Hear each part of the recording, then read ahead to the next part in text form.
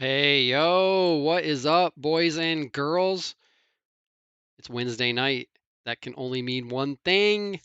Time for some HyperX Scrim Season action brought to you right here on the Outcast Media Twitch channel. It's me, Nick. I'll be taking care of the play-by-play tonight. Also with me, I believe I still have Pickford if I have him unmuted. Pick, you there? Um, I can hear you. I keep talking, keep talking, keep talking. I broke my thing again. Yes. Okay.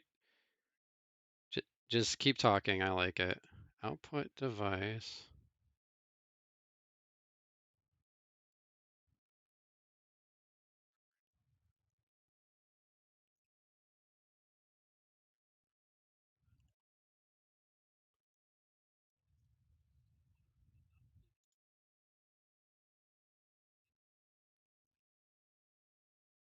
Okay. Why? I don't think anyone can hear you. Let's see. Speakers. Okay. Can I hear you now? I don't. Let's. Oh, Can now they they can hear hear me you. now? Okay, there's All Pickford. I right, found that's him. I found him. great. You This found him. is I was lost this is in the what happens. woods. I wish I could show you. Like I have to scroll this list of audio devices on my computer. Like there's just too many of them, and I have to find the one that you're on and make sure that it's going out to um, to OBS to stream. So anyway, as we were saying, we've got a what, three matches lined up tonight. Three TPP. TPP matches. Yes, you are right. People are getting in here. We already have 92 people in the lobby, but one team did make it. Every team that signed up was showed up except for Senseless Killers in slot 13. They were not. None of them showed up, and that leads us to six teams that showed up on Monday that scored points, including Bad Company, Last One Standing, Brohim Alpha, Infamous, Lights On, and now Senseless Killers did not sign up for this, or not show up for the second match. But we So also have. so wait, like just so I understand what you're saying. My game's too loud. Um, there was teams that are on the scoreboard from Monday, but they're not Mhm. playing tonight. You are So correct. In fact, Bad Company is in ninth place currently. So top 10 team out of 23 did not show up for this Wednesday match. So obviously they're going to get no points. Last one standing, a team that has come in second place, I think 6 times so far. This I think out of 10 events didn't show up. Brohim Alpha, but Brohim Elite is. Brohim does have 2 teams. Their Elite team isn't today, but their Alpha team is not. Infamous and Lights On. But with that said, we also have 6 and Senseless Killers. We also have 6 brand new teams that did not play on Monday that are now in for this week, for Wednesday. That's Mobile Warriors, Walking Frags, X Quadrants, Vigilantes, Vixens, and a team to watch out for, Meeseeks. Meeseeks. Let's see what That's not a happens. team I'm going to So want to run into those guys. now that's interesting. What's going on? I guess with the teams playing one night, not another night. That was something that was kind of, I don't want to really say promoted, but something that I know was tried to be communicated clearly so that teams didn't feel like they were obligated to play 3 nights a week for 8 weeks. I mean, they can come in and not as they can fit it in their schedule or as they want to, and we're seeing that already. But that does open up, as you said, slots for different teams to maybe come in and bump a top 10 team out and take that spot over for themselves.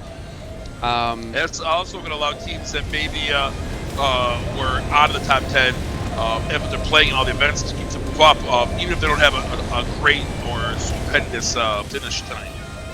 Right, that's an excellent point. A team that plays more events, even if they're not like placing, chicken dinners every other time, they're going to be able to have a higher overall standing just based on getting points on more nights. I want to check out where the teams are going to be dropping, especially I wanted to see Quarry, and look at your team. Misfire is at Quarry. If you guys have not played Erangel, since the update, they added 7 of these big warehouses at Quarry where Artemis is right now. Sir. And you can see he's already got level 2 bag, vest, and helmet, and a scar. And well, I'll tell you what, that's a mini? One, I mean, he's basically looted up. Yes, we did. We did do our research, but also Misfire. If you watched on Monday, Misfire dropped into that triangle of terror that I always yell about. Got run over, and we got knocked out in the first match in 23rd place. The first team knocked out. So that really, we were able to play better than the other matches and finish the 12th place overall. But that 23rd place finish in the first match really hurt us. So Artemis and Jake, our 2 kind of IGLs leaders, kind of went in there. They researched the new map and said, "Wow, no one's going to Quarry, and look at all this loot here." Right.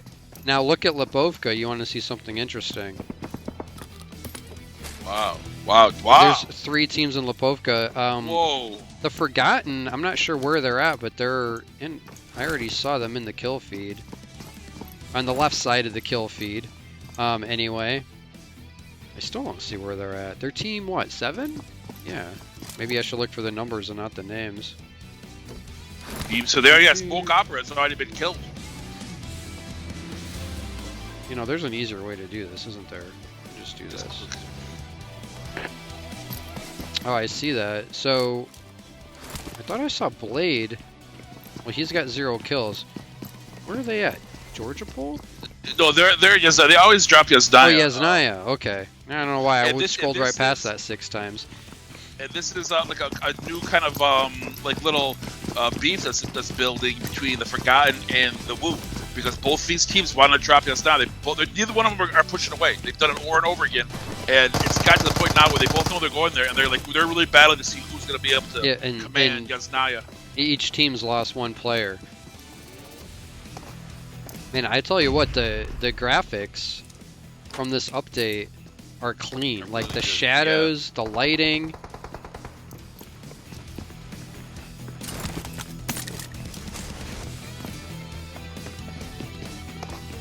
They've got Gizmo and Blade knocked. Bone Copper dead. Cal trying to get to Gizmo Blade, and now Woo Trick is down the roof, and Jonica and Choppa are trying to get in there to pick him up. This is mutually assured destruction right here. These are 2 teams that the Woo coming in here in the power rankings. Woo was in 3rd place after last night, and the Forgotten, a team that does very well, was in 10th place. So 2 teams that are top 10 teams in the overall rankings, battling out really early in this first match. So I see somebody in chat saying Team XYZ couldn't get a slot. You know, the process of getting a slot, you have to sign up ahead of time, and then you're gonna have to be on the ball when the when the check-ins happen. I would imagine the check-ins probably go really fast. Nick, it's super easy. Like, if you're XYZ, as soon as we're done, as soon as Nick and I get off tonight, watch on these scrims, sign up. As soon as it opens up, sign up, you get a spot, and then you have all day to check in today. You have from this morning till 9:30 p.m. Then at 9:30, it opens up to the wait list. That's when it goes crazy. So just sign up. If you're on this XYZ team, just sign up as soon as the scrim is over, and you'll have a spot. Gotcha. That's right, yeah. As long as you were signed up about a week ahead of time, you should have no problem getting a slot. Now, we're getting a few followers coming in. I just want to give a shout out to Miss Evalovia. Thank you for the follow. And Try iOS. I know you followed, I think, during the pre-roll, during the intro. So thanks for those new follows over here in Outcast Media. We appreciate it. So I'm seeing Woo did get their teammates up, but so did the Forgotten. So like you said, it's kind of like a I poke you, you poke me, and we just keep it up, I guess, until Mom and Dad pull the car over and yell at us. But like you're famous for saying, you can't win a match in the first zone, but these teams aren't setting themselves up for long-term success here in match 1 for the night. And it's not like either one of these teams can go at each other. They know. I mean, the Woo knows it's the Forgotten. The Forgotten knows it's the Woo. They both respect each other immensely, so they're not pushing. They're being fit. They're pinching all the corners. They're doing TPP peeks. This is time that there could be looting, and even if whoever wins this is going to find themselves in a little bit of a hurt locker when it comes to those last circles if they make it, because of the lack of loot they're going to have. Yeah, and then the other thing too, not to overlook, if you've been knocked once or twice or 3 or 4 times or whatever the case is, you get knocked again, you don't have as much time to get revived. Your bleed out timer, accelerates every time you're knocked. So getting knocked early definitely has no advantage, even if you do get picked up. And I know that's something on our team that our IGL always says. We have to call out, like, if you've been knocked, what knock is it? So that everyone knows like how long you probably have to get picked up. Hopefully that's something that they're communicating to each other when they get up, because now Choppa knocked again, and that's it. Woo, the Forgotten's gone. Wu won the Battle of Yasnaya for this event. Let's see. I know this is gonna keep happening. I think in every single Aaron, because I played with the Forgotten last night, and they told me point blank they're not moving. They're not changing the drop location. That the Wu is gonna drop theirs or change theirs, and they're very specific about that. So it'll be interesting. We'll have a place to watch. Look, nobody went Mill to Power. Mill to Power also was a benefactor of this map overhaul, with more warehouses at Big Power, more warehouses and a lot more loot spawns. But the whole entire main building, the floor plan is completely different. Like, if you thought you knew your way around there before, like, you will be lost. It's like a brand new building.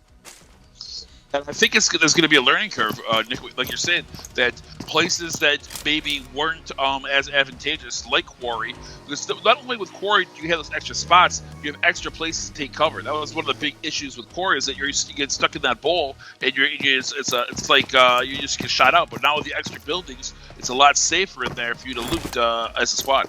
Yeah, 100%. And the other thing I noticed when I dropped Quarry, a day or two ago, it may have been in the beta still, but regardless, same map, they put a lot of staircases in, so it's easier to actually get up and down through the different tiers now than it used to be. Now Hack's rolling into Lipovka because we didn't have enough teams there.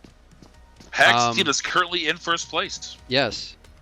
They landed farther up north on this east coast, like up by Kameshki, I think, and then they drove straight down to Lipovka. I don't think they were ready for how many teams were there. Outcast Bravo is no longer there, but Drop is still there, and Top Strikers as well. So, 2 teams that definitely have the ability to give you a hard time. No, Bravo is still there. It's just they're all dead except for Lust. He's hiding in an F-Boy shack in the... Oh, is he? He is still there. Okay. The rest of the team is just dead. He's just hoping to whatever his deity he prays to that no one shows up to get him. Because look at Drop. Is Drop over there? Why is Drop out in the water? Too? I think they were going to try to escape on a boat, but someone caught them and shot out their boat. So now they had to readdress. Yeah, boats are jump out and come back. Boats are not a good time. Boats are not my favorite mode of transportation. You think they should tank the boats a little bit, give them a little bit more HP? You think that it's overly classed? I think so. I mean, I do too. I think it needs to be at least enough as like a UAZ or something, like a truck or something, Or maybe they can make a boat model that was like covered, and then maybe that one would have more armor. Because if you're in a boat, you've got nothing to protect you. Number one, the boat blows up super easy. You can't turn it to like swerve and avoid, if you're getting shot at, and there's no cover. You're out on the water. You can't like go over a hill or behind a rock or around some trees or anything like that. It's in my opinion, if you're in a boat and a player sees you, it's pretty much suicide. As soon as I hear a tink on like a gun, any rounds hitting a boat that I'm in, I jump out immediately. I don't wait on a vehicle, you kind of like try to get away, but not with a boat. Well, and I think if I'm not mistaken, with a boat you can jump out at top speed and it doesn't knock you, unlike a land vehicle. So maybe that's the trade-off. But then what? You're in the water. You can't pop your head up, or you're going to get lasered. You can't stay underwater forever. And I tell you what, the physics, the bullet physics in this game for shooting underwater is completely erroneous. I mean, a bullet from a machine gun will only go about 2 to 3 feet into water, and then it'll dissipate its force. But you can shoot somebody like 10 feet underwater in this game. It seems like a lot of times when you're underneath the water. Yeah, it's an interesting point. There's a lot of weird things with the water. Did you see that clip on Twitter the other day from Mr. Flip where a player, you know how you can be in the vehicle underwater and you can keep wrapping bandages so like you basically don't die from being underwater? But this player also figured out, because the zone was ending in the water, or I think it was anyway from what I could see. But the player threw a grenade. He was underwater in a vehicle. He threw a grenade and killed the other 2 players that were like on the surface of the water. So like he primed a grenade underwater, threw it like to the surface, and it blew up and killed 2 players on the surface. Wow. And one thing, and we did SMP scrims last night, and the circle ended in the water. It's the first time I've ever seen that in a scrim. I've been seeing a lot of screenshots on Twitter of water zones. Just want Pickford to know I'm watching, even though he won't believe it. Mrs. Real Pickford in the house. Shout outs to the Mrs. Real Pickford. She's checking in on you, I think. Just make sure I keep telling her all these hours I'm spending doing this. She probably thinks I'm out running the streets, but no, I'm in the kitchen yelling on my phone like a lunatic. And she says, you must be lying to me. I'm like, no, I'm down here, honey. She's upstairs, probably watching. She usually watches something better than me run my mouth. So congratulations and thanks for tuning in. Team 22 X Quadrant. I'm not. I don't think I'm familiar with this team, but they got Outcast Charlie over at school.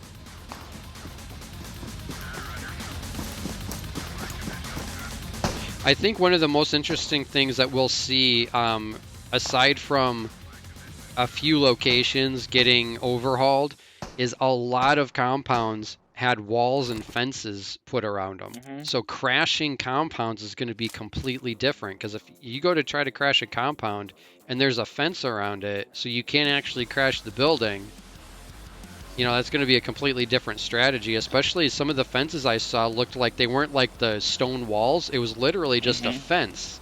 Like you just get shot through it. Like, so some compounds I think are going to be a lot easier to defend than maybe they used to be. But we won't know until we see it happen.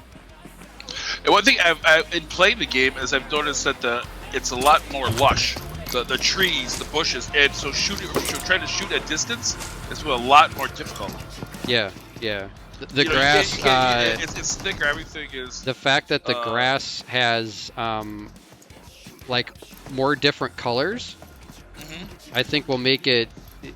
I don't know, easier, but hiding in the grass, as long as you're within render range of the grass, it could be more effective, because the grass does appear to be thicker. Plus, it has different variations of colors. Like I was in Walmart on Erangel trying to shoot into that compound that's across from Walmart, and I really couldn't get a good shot because the trees that were normally kind of barren were now so thick and lush with leaves. Yeah. I couldn't see that, and I'd never had that problem before. So speaking of Walmart, that's a great place for your flare to land, on the roof. So this is Walmart now. It's no longer Walmart. It's a freaking Smithsonian Museum. Oh, that's right. Now all the terms gonna have to change now too, man. Everything's we all think we know what we're talking about, and now it's all gonna be different. I mean, you still call it Walmart. This is just the fanciest Walmart I've ever seen. It's got crown molding and glass display cases and pillars and artwork. Look at this guy. All right, that's enough of looking at that guy.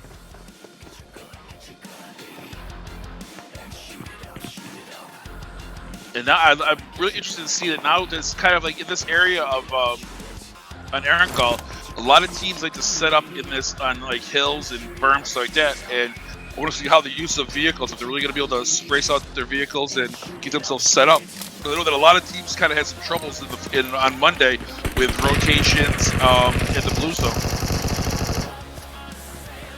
And I know that a lot of teams have tried to rotate into Erangel earlier and get themselves set up earlier. Sort of 187 and Outcast Alpha to take a page out of their books. Yeah, speaking of that, brings up a question. There's no change to the blue zone timing or damage for these matches, correct? Correct. The only change that's ever been was a change they made a few months ago, where they made the deeper you're in the blue, the harder it hits you. But right, but I just meant specific. You know how some Like Oh, yes, ESL no, has this like is, faster it's not zones. no, neither the loot nor the blue zone is changed in Outcast Screams. As far as I know, unless they do something I don't know about, but that is. Yeah, I don't think so because they would have to use advanced room cards every time to do that, and who's got time for that? King Athean 33, thank you for the follow. It's so nice having alerts now when there's new followers. I know to look up at my screen and try to catch what's going on. One thing that I've noticed is it's happening this match, and it happened in on Monday. Like I said, the Forgotten got knocked up in 16th place, I think, or 14th place on Monday after playing 25 minutes of the match and getting like 2 placement points. We're now, almost 18 minutes into this match. We still have 20 teams left, and you're only getting 1 placement point until you get down to below 16. So a team's going to be putting a lot of time, a lot of effort, and not really coming out with a lot of to show for it. Yeah, that's an excellent point. You really have to play smart for 20 to 25 minutes to have a chance at collecting some points. But the weird thing is that the match can only be like 33 minutes before the zone gets to 0. So we had 14 teams at 25 minutes, and then knowing that in 8 minutes everyone's going to be dead.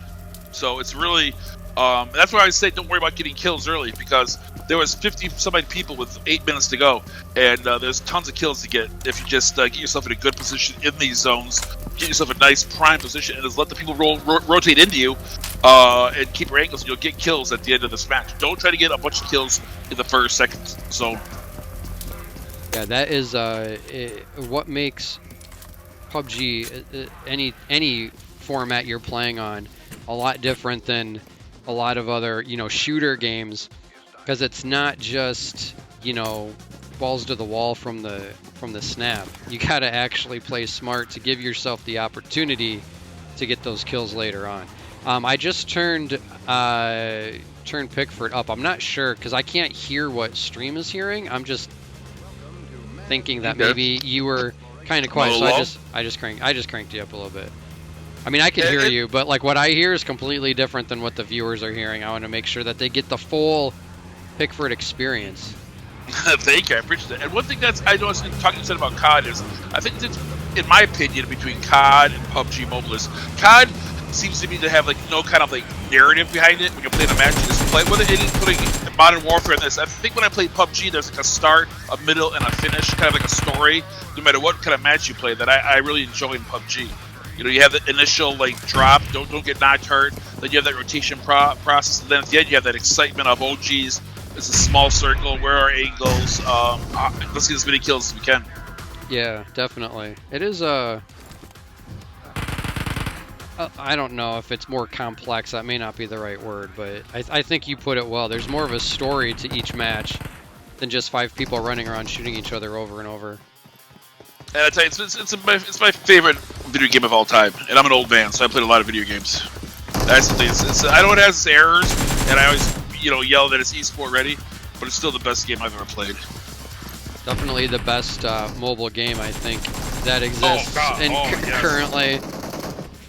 We'll have to see what the next year or two brings. I know they're talking Apex, and what was the other one I heard that was supposed to be coming to mobile?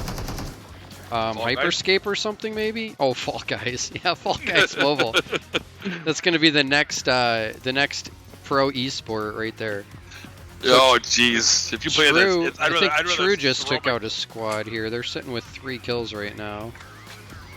And I like how, like, even Ghost, Melee, Elite, Misfire, Drop, all, kind of got themselves their little compounds, respecting each other's kind of space right now, not wanting to, like really mess with each other, trying to just stay low, do that TPP peak, getting ready for this next circle. Because now we have a lot of the teams. Now we kind of reached the saturation point in this circle, where it's going to be very difficult once the circle, this circle that we're in now closes.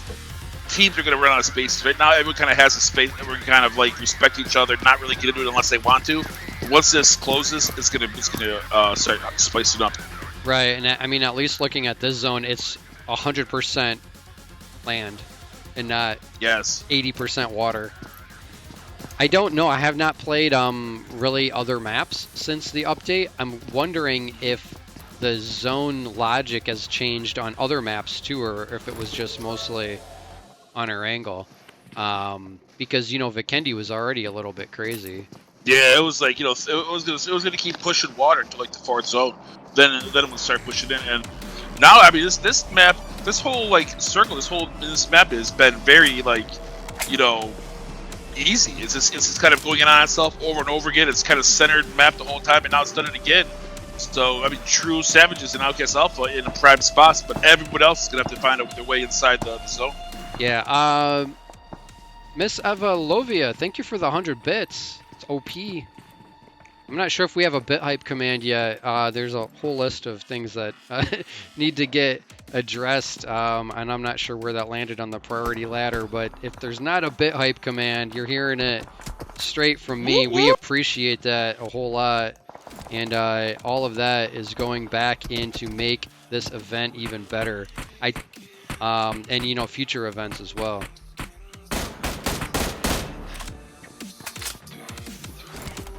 And now everyone begins that rotation process, running through multiple squads, trying to run these gauntlets, not get knocked out of the vehicles by the teams that decide to wait a little bit longer to see if they get some kills by knocking people out of vehicles. I mean, it's just multiple teams. It's coming there's 4 or 5 teams up north, 4 or 5 teams in the east, 4 in the south, and in the west is actually got a little more open. But a lot of teams got to make a movement going from this 4 because this 5th zone is when it starts getting rough. Yeah. And we still have, and we're 23 minutes in. We still have 18 teams. 18 teams. You're not even getting one. You're still getting 1 point, and you've done all this work and played for 23 minutes. 18 teams, 57 people still alive. It really makes you stop and think about what we saw in Yasnaya at the beginning of the match. Dude, tell me what you think about the new scope mechanics. I tell you what, the new weapon is the Tommy gun. It's incredible. It's incredible with the red dot or the hollow. 50 rounds. We put the handle up in front. It's almost no recoil. It's going to be the new meta. It's going to replace the Uzi. I think they're going to nerf it. Good. They're going to nerf it. It's insane right now. It is insane. Even without a red dot. If you put a red dot on it, it's just ludicrous. But I've not played this game a whole lot in the last few weeks, and I played a TDM last night with the Tommy gun and had 18 kills. And in TDM, you can't put red dots on it yet. They haven't updated that side, I guess, yet. But the gun itself has the updated mechanics as far as the rate of fire and the recoil pattern and that, and it's just like a straight laser. Right now, my new loadout is a Tommy and an M4 with a 4X on it. It's so powerful. It's good for close and for mid. So I mean, it's just a great weapon. I think it's just a better time for people to just get rid of the Uzi and start using the Tommy because of the extra rounds. I'm waiting for Bushka's his profile on the new Tommy before I commit to that. But it's fun to use right now, that's for sure. And now teams are getting crushed left and right, rolling in. Yeah, I'm unfortunately looking at misfire. They rolled to top of a hill, and I guess it's... Two guys in multiple vehicles, so 2 guys got kind of shot out of the vehicles. So they lost Ace, but the other 2 of them, or the other 3 of them rather, high ground, and they've got some trees and some vehicles, so they could be okay. At least for now. We'll have to see what happens next. Top Strikers. It's one of the teams that's looking at him, but Top Strikers is way out of the next zone. So this is where he just knocked Clown. Oh yeah, 187 is up to their north. This is where if you're a team like Top Strikers, you really have to decide, like, do we try to get a knock from 200 meters away when we're on the very edge of the zone and 200 meters away from the next zone? I mean, man. I would. Right now, it's so hectic right now. I'm just trying to first cover my angles, smoke the heck out of myself, and just try to just stay alive. And just wait. Just wait. Try to get there because there's still 15 teams now. It's so difficult to get cracked left and right. Artemis picking up another knock there, I think. Yeah, he's the only one still up, though. Vulcan knocked, and Artemis is still up to see if we can get to him. So Ghost Melee Elite just got eliminated. So what I was looking at was the timer. So when I was saying that there was 30 seconds left on the timer before the zone started moving, and their butt is against the zone. So like they can't, like once it starts moving, like they can't stay in the little ditch they were in. If I'm Metaphor, I'm getting in the zone first. I've said it before. You can't you can defeat any player. You can never defeat the zone. So I'm always trying to get to where I need to be, and not have to worry about the zone. You heard it here. Words of wisdom. Because now, yeah, Metaphor now trying to rotate in, and they're rolling straight at Hax, and now Hax has high ground advantage, and 4 players still up at the moment.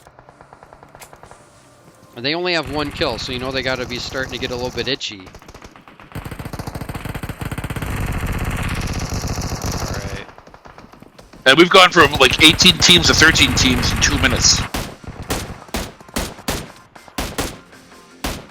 Yeah, Hilo's got Mr. Zebra pinned. Behind a vehicle and against the zone. I don't think 187 is going to make it out of that one, as Mr. Zebra is the last one alive for the team. Now, I know the teams don't know this yet, but now we've got themselves in a top 10 situation. They're getting themselves some points. Hopefully they got some kills. If I knew this, I'd be like, okay, you kind of like get a little more aggressive, try to get some more kills, because you've kind of like you've crossed that first barrier of just getting some placement points. Wow. So, well, Brownie just got knocked by a VSS. That's ironic. That's ironic. I was gonna say Meeseeks I think just got taken out, and I think it may have been Vulcan, Misfire Vulcan, that took out the last player there.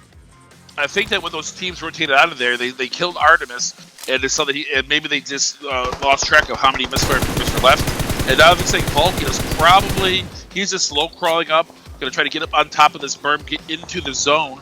He's 22 meters out, so he can get up there. There's a blown up vehicle that he can probably just nestle up into for the entire next zone. Hopefully, as long as nobody sees him. Where in the world? Oh, here's 10 HP. One of the 10 HP players has an A-dub. Wiggly. With a 3x on it. Oh, but he gets a kill on Drop Spirit. I cannot use a 3x on a bolt gun at all.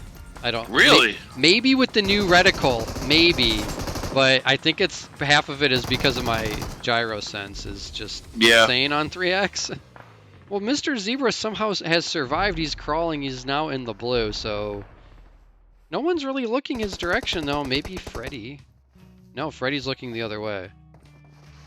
And now look at that. In 4 minutes from when I said we had 15 teams, we have 5. That's how quickly. And now he's just screwing with True Savages, throwing grenades at him. I don't know where it's coming from. He's already knocked True Freddy. Let's see if he can do any more damage.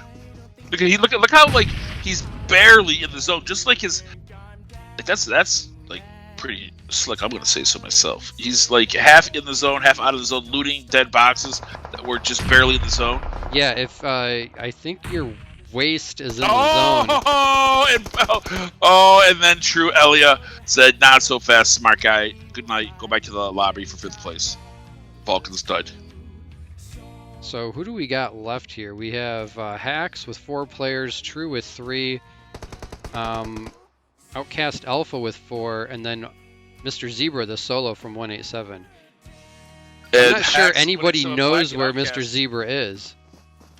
I mean, Hax is currently in 1st place in the power rankings, 187 Black in 2nd, Outcast Alpha in 4th. So a lot of the teams that we saw on Friday are still in here. Let's see if Mr. Zebra's going to mess with Elia or Twists from True Savages, because they're right on top of each other. Oh, right, Mr. Zebra just benefits right there from that zone shift. Yes. Now, Zebra being smart. We always talk about how 187 is all much like crazy, frag outs. He's playing very smart. He's getting himself a lot of points. He could take staying alive. He could take Elia out so easily right now, but he would get a knock, and then that would probably be about it. So definitely applaud the IQ right here. If you want to call it the game smarts. Like, look at this. Oh, Hax plays so strong, plays been so dominant in these 2 events so far.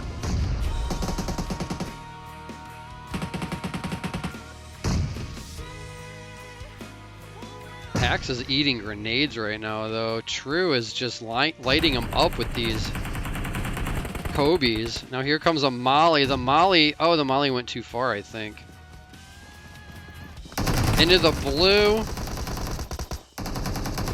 Freddy gets knocked. Oh, but Elia comes in. Zebra's done. Zebra made those gunshots we said. He would probably come in 5th place, maybe 6th. So if he came in 6th place, he had 12 points. Now he's already gotten 22 points. He's literally earned his team 10 points, as much as 10 kills, by just laying there and staying quiet. And now, Mr. Zebra's no joke. So if this True 70 was to watch out, Mr. Zebra could thirst all 3 of them. Yeah. And the interesting thing is because he's where they just came from, they're not looking for him over there. Not that really gives him that much of an advantage. That's a great point. Look they're all looking on the other side of the hill. Yeah, I'm not sure that gives him like a huge advantage. It's just kind of a interesting thing, if you will, like a funny thing that here he's gonna take one now. Now he's gonna heal right if he can heal. Oh no. It's a good job by True 70, but excellent gameplay by Mr. Zebra. He did get that last point though. He made a point. Great job. He made a point to get below the hill to get the thirst before he was taken out. So there's your match 1 results. True Esports with the chicken dinner twists with 8 kills. So what do we have? Wow. 12, 15 overall for the team. 187 Black coming in 2nd place. Mr. Zebra with all the kills there, 5. And then Hacks, your current leader in the HyperX Scrim Series 1. They come in 3rd place with 6 kills. And then there's 4th place, Outcast Alpha. Misfire in 5th place. So a lot of good performances. Brownie had 5 kills. Brownie had 5 kills, so he matched Mr. Zebra for kills there. And the True Savages, they came in 11th place. They're currently in 11th place in the power ranking. So this 30 points is going to be huge, pushing them up into that top 10.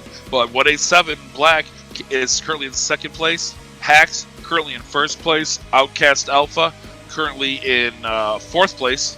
And then Misfire, because they had 23rd place finish, was able to get up to 12th. So this is going to help them.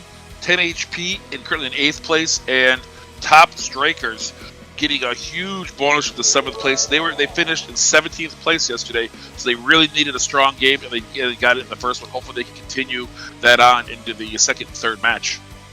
All right, so we're going to go tabulate some scores. Chat is going to enjoy some information from our title sponsor, HyperX, and we're going to check out one of the products that one of these teams is going to be walking away with at the end of the 8-week event.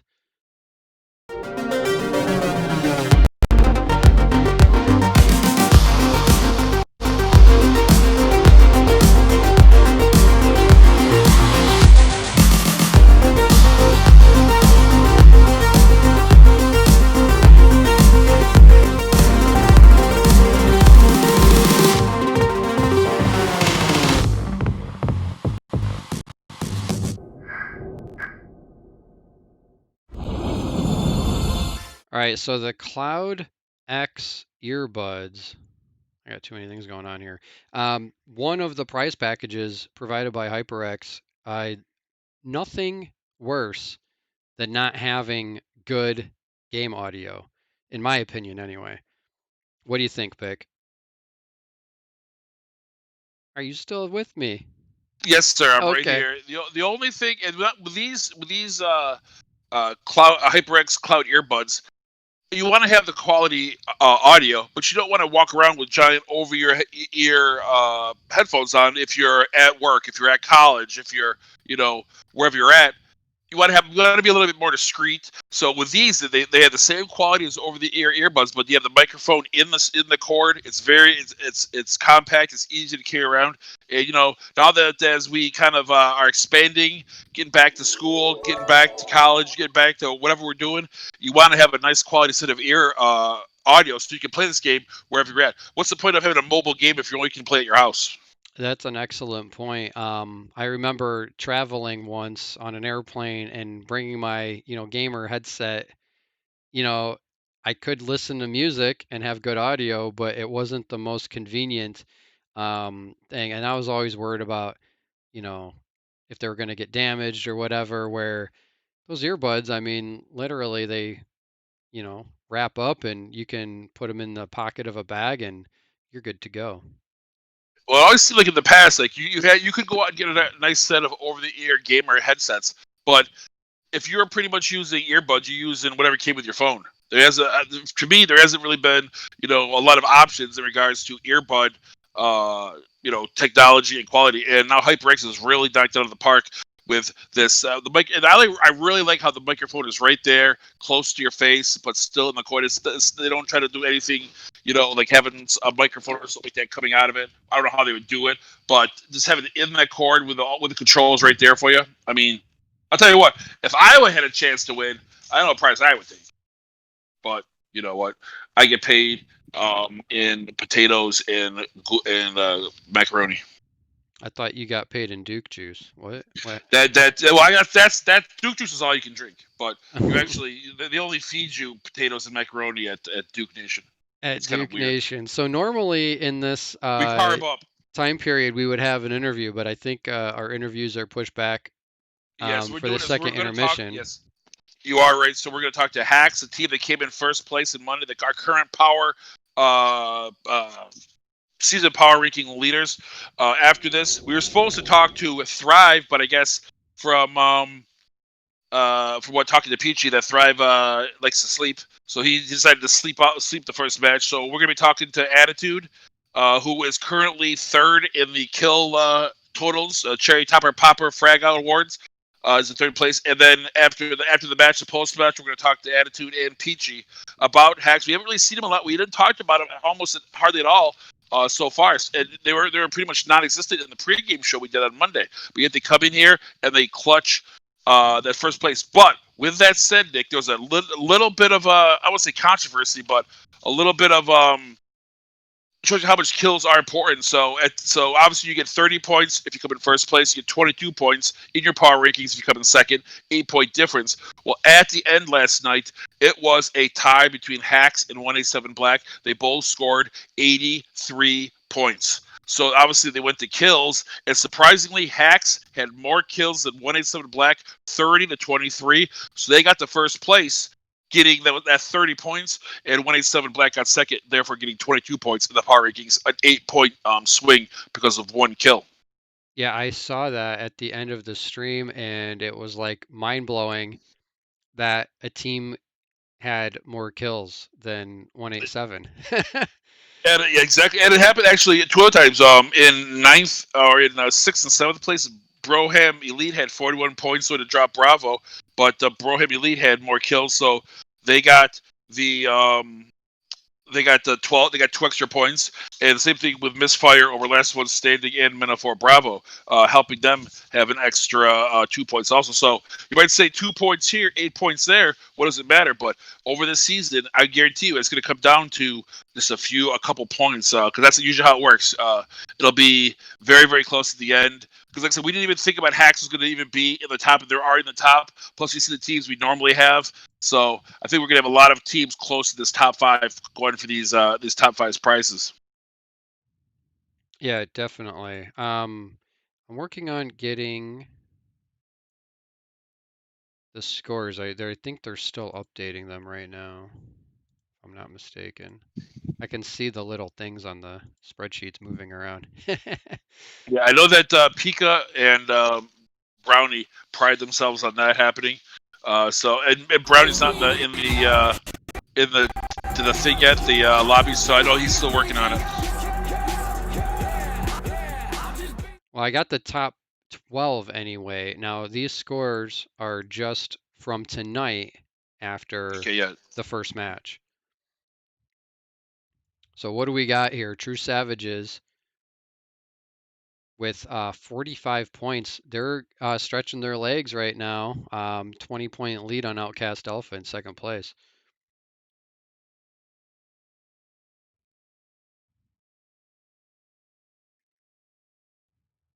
And then very close after that, yes, True Savages. And we've seen that a lot. It seems like that first match, someone really frags out on Erangel, and then but they seem to get pulled back into the group in Miramar. That seems to be kind of an equalizer for the rest of the the matches. Then obviously a team like the Wu, we've talked to them. The Wu was playing pretty poorly until the match in Sandhawk on Monday. They had 19 kills winning it and skyrocketed from outside the top 10 all the way to finish third in the power ranking. So, and we've talked to the Wu, I was corrected by Trick. The Wu was never THC. There just happens to be people that were in THC that are now in the Wu. So I was corrected by tomato those guys type of thing right there.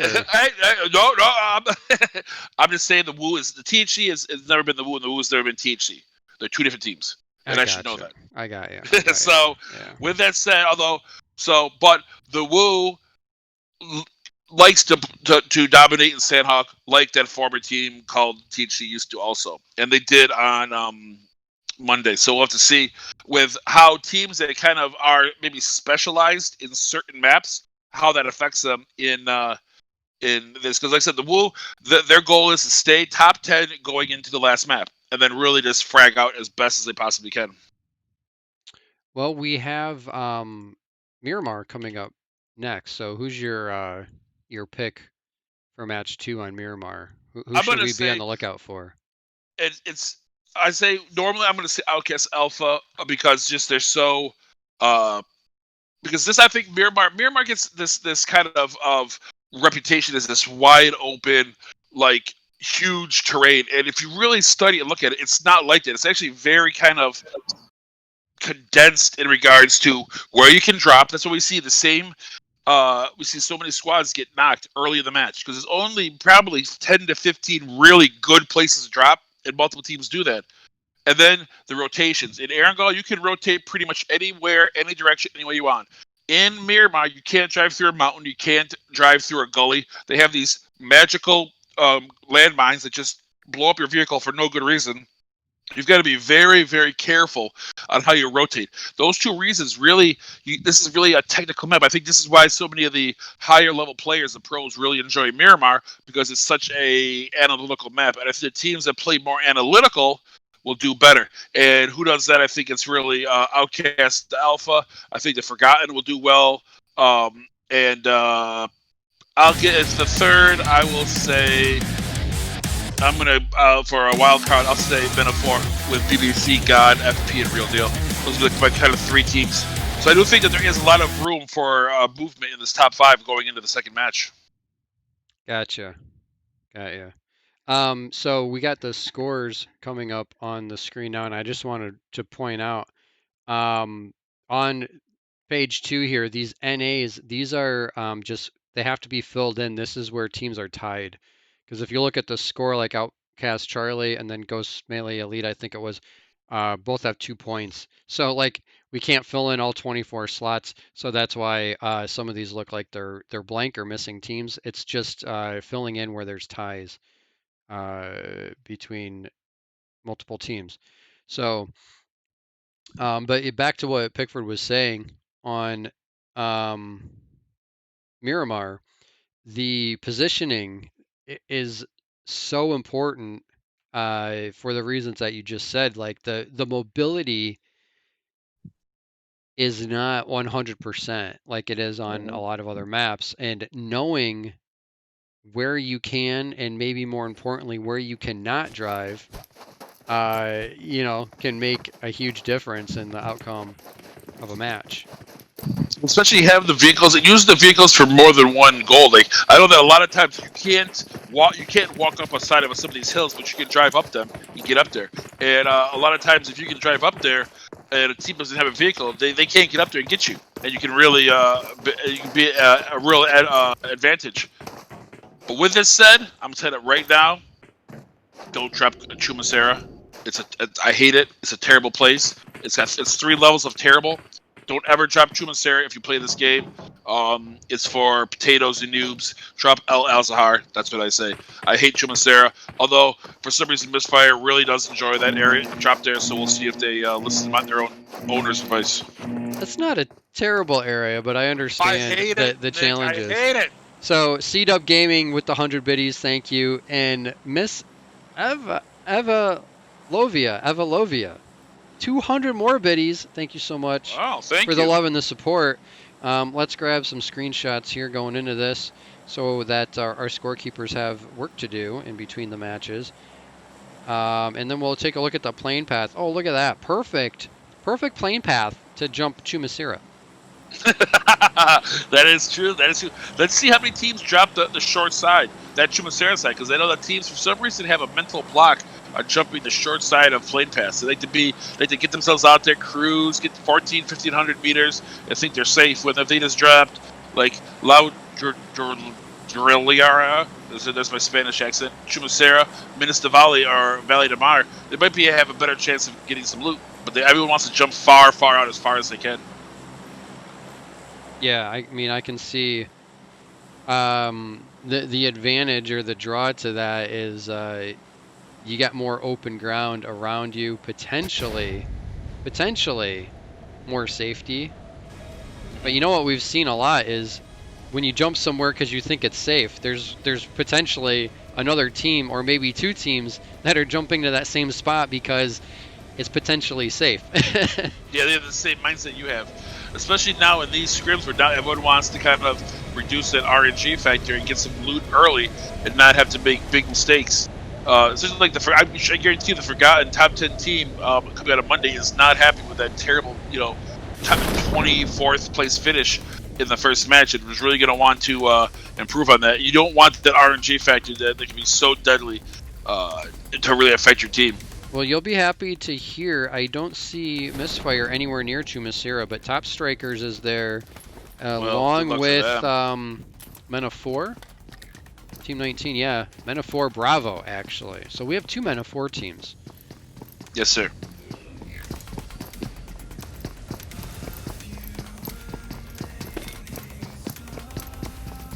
And I think we should. It's a nice. I mean, this is now what 2 matches in a row. A nice, like, center circle, plenty of room for people to get in there. You can kind of loot down, push down into the prison area if you want to. People down the south, although down south of Los Leones, it seems to be like a little bit of a party, brewing up down there between also a bunch of teams. Los Leones is a place to be. Yeah, this seems like they're all decided to start in the south and like work their way in. So, where except for Hacks, maybe let's see if Hacks will be able to like take care of some business while these teams kind of rotate in.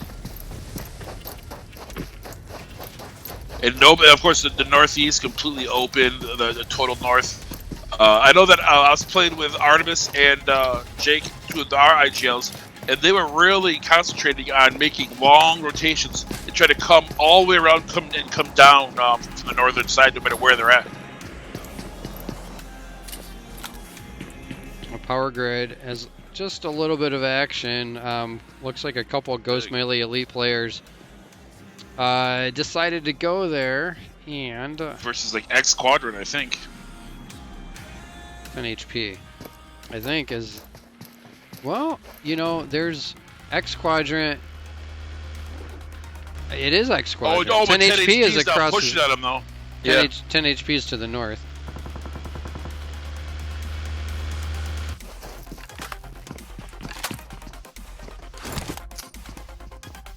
This little delay is giving Stake an opportunity to get Michael up, and hopefully he'll be able to get held. He's got that Tommy gun, so he's going to be doing some damage that we talked about in the first match. Yeah, we'll see. He's got only 4 bandages, so he's going to get maybe to about half health, maybe a little bit more. Exactly how we talked about. You can get healthy, but how healthy can you get when you're battling, 4 minutes into the battle, into the match? You can only get so much. And now, with this X Quadrant, already lost 2 of their players. Axku and Finisher are already dead, but they're staying aggressive. Lobo and Supreme not backing off and trying to go for placement. Maybe they're a team that's just going to come in here for one or two scrims and they want to be aggressive all the time they play. Taking out Ghost Melee Elite would be obviously a definite feather in their cap. Sure. It's a team that usually is playing all the events, is playing, getting better and better each event, but now really concentrating on playing all 3 events. So a team that can come in here and take out a team that's playing all 3 can really do more than just normal damage, because you're costing them points when they're really trying to move up the rankings. Oh, he's got a DBS. I'm like, what is this gun on this player's back? Like, the Oh, DBS if you, is. yeah, it's out of the cart. Did you see the new shotgun on Livic? Yes. Oh, it's awesome. I love it. I love it. Oh, Lobo just doing damage. Go up on the roof, Savage. There you go. Yeah. Get that bird's eye view. Oh! Never mind. Going on the roof was a terrible idea. Don't ever listen to me. How did the tides have just turned for Ghost Melee Elite in just seconds? Oh man, they're all knocked. Well, we're not gonna hang around and watch this carnage. Let's go Lobo find something else. just going prone and just waiting, biding his time. Let them make some mistakes. He make those mistakes, and now he's getting some big kills for his team. So kudos to him, I will say. And where's the other play? Where's Stinky? Is he still there? He's still up. No, Stinky's not. Ghost is like halfway between Power Grid and Picado. He's nowhere near. Nowhere. And you know, we've talked about that before. As you know, I'm not a huge fan of any type of split looting, or especially 3-in-1 looting, whatever this is. So I don't know why. You know, maybe he disconnected or something, or I don't know why he's so far away from his team. But I'm sure that they're letting him know how much they appreciate it in chat as he's still looting. Yeah, well. Then the fact got smoked like that, and he was, I would let him know how appreciative I was of that. At least he's still on the match. At least he's still That is potentially going to get more than 1 point. I don't know. Like, so many different ways you can look at it.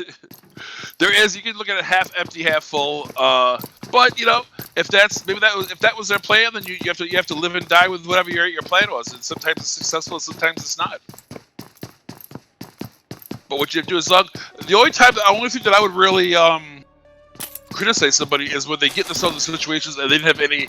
It just happened by accident. You know, like some guy disconnected and he jumped out late and they got spread out or whatever. Those are the issues that really have to be fixed. But if you had a plan, we're gonna lose 3-1 and I'm gonna get a compound in the zone and you guys, I'll lock it down and you guys can drive up. Maybe that was the plan and it just didn't work. Well then, you know what? Maybe we'll go back to the drawing board and try something new. But like I said, at this level of tier of scrims and how some of the teams are playing, I think it's safer and smarter to always kind of stay together when you loot.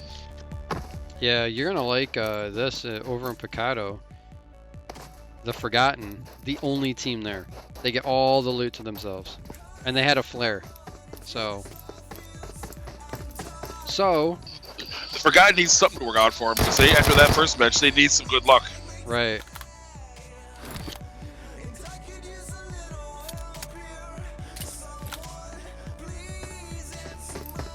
Of course, nobody listened to my advice and went to El Zahar. You could have that whole place to yourself, be the king of El Zahar, but nobody went there. And then you can rotate perfectly in to the zone, probably get a top 5 finish. You know, if you listened. If they listen, if only they listened. If they're only they listened. If only there wasn't a delay and they could have heard you before they jumped out of the plane. Listen, I talked to my own team with no delay. They don't listen either. So I don't think that matters. So I think the delay just caught up to Ghost because now he's bebopping and breakdancing. Is he? That could be. I'm on board here with Duck from Vixens. Where are we at? Los Leones, I think. Yeah. He's like on a roof. With like a whole team around the building around him.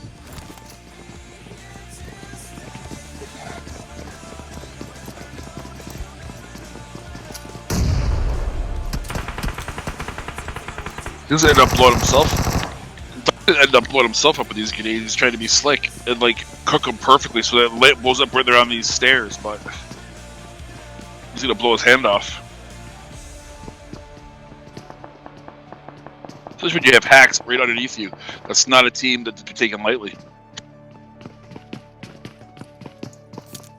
Yeah, definitely not.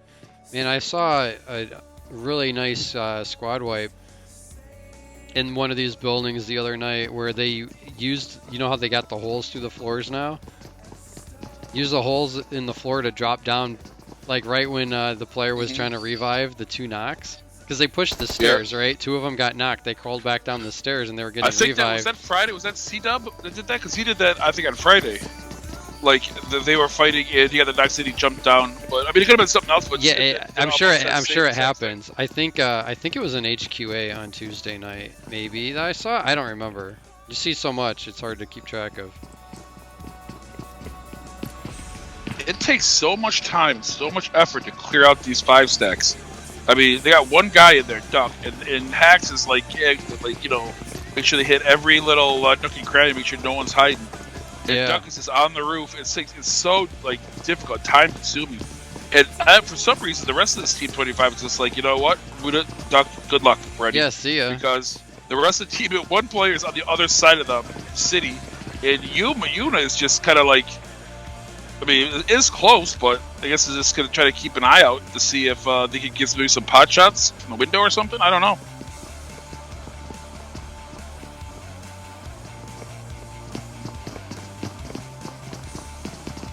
They know Duck's on the roof too. I'm pretty sure. So, like you said, they're just taking their time, going floor by floor, making sure that they're not going to get shot in the butt. You notice the point where not moving to the point where the character starts looking at their vehicle or looking at their gun to make sure it still works. Mm-hmm. And the rest of like I said, the other team players look way far away. So I mean, I don't know what the there goes Duck. So there was Yuna's contribution. Did get a knock, or at least an assist on a knock on the roof, but that was about it. So I'm looking for the Woo right now. Team 20, where are you? Why do I always do it the hard way?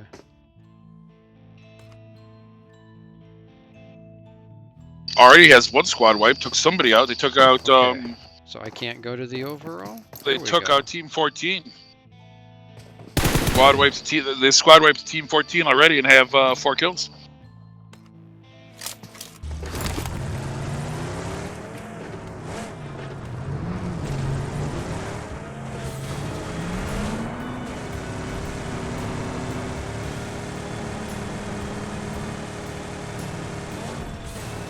So everybody that was up north now looks like they're working on slowly moving their way back down south here. We got Outcast Alpha in vehicles. We got the Woo in vehicles. 10 HP says, yeah, we'll get there when we get there. Now, with this nice center circle, there's like plenty of room for everybody to kind of squeeze in, find themselves a little bit of a home. It's really going to take a hard shift for it to really break off. Because if we keep getting these circles dropping center inside the next circle, it's going to be, it allows these teams to just kind of push in a few hundred meters to get a nice spot. Well, Yuna, that went about as well as you would expect. You are correct, sir. It just doesn't seem that. I mean, 3 people pushing 1 is, Yeah, like where's there? Do they have any players left? Is that and then Luxuria over there is now just running? I guess. I mean, it looks like they're just gonna kind of. Maybe their strat was everyone just go your own way, and maybe we can just like so one of us can survive to the end or something. I don't know, because I don't know. I don't get it, but you know what? I'm sure that they have some sort of plan that they hatched, and hopefully it'll get them deeper, some nice placement points. Maybe. It'd be really nice if I could close my map right now. What is happening? Hello? Because not only is Luxuria running, she's running into the blue. Or he. I don't want to presume the gender, but the person in Luxuria is running away into the blue, away from Hacks. Okay, well that's interesting. The X in the top right of my map does not work to close the map anymore.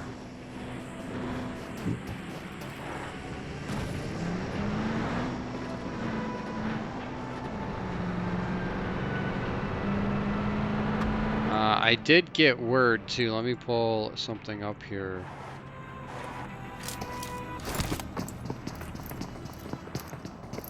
There was a correction to the scores. If you notice, when we put the scores on stream, I think it shows. We'll need to check and make sure it's not covered. There is a little thing that says unofficial, because they're all always subject to correction. 187 Black is in second place right now. They're ahead of Outcast Alpha by 2 points. They have 27 points. Outcast Alpha with 25. I'm not sure exactly what the discrepancy was. But just shows that they go back after they want to get the scores to us as quickly as possible, but then they do go back, they recheck them, and if there is an error like there was, they'll let us know right away, and so we can let the viewers know that as soon as we find out. Yeah, I think that could have been me if I wasn't me entering the numbers, but like it could have been, and a little bit of dyslexia, and you get like 2 numbers flipped around. That's that happens. And Men of 4 and True Savages. Looks like True Savages is about to get finished off. They rolled up on it. Men of 4 in this F-Boy shack, and now Elliot's just trying to back off, get some distance. Because Elliot's the only one still up.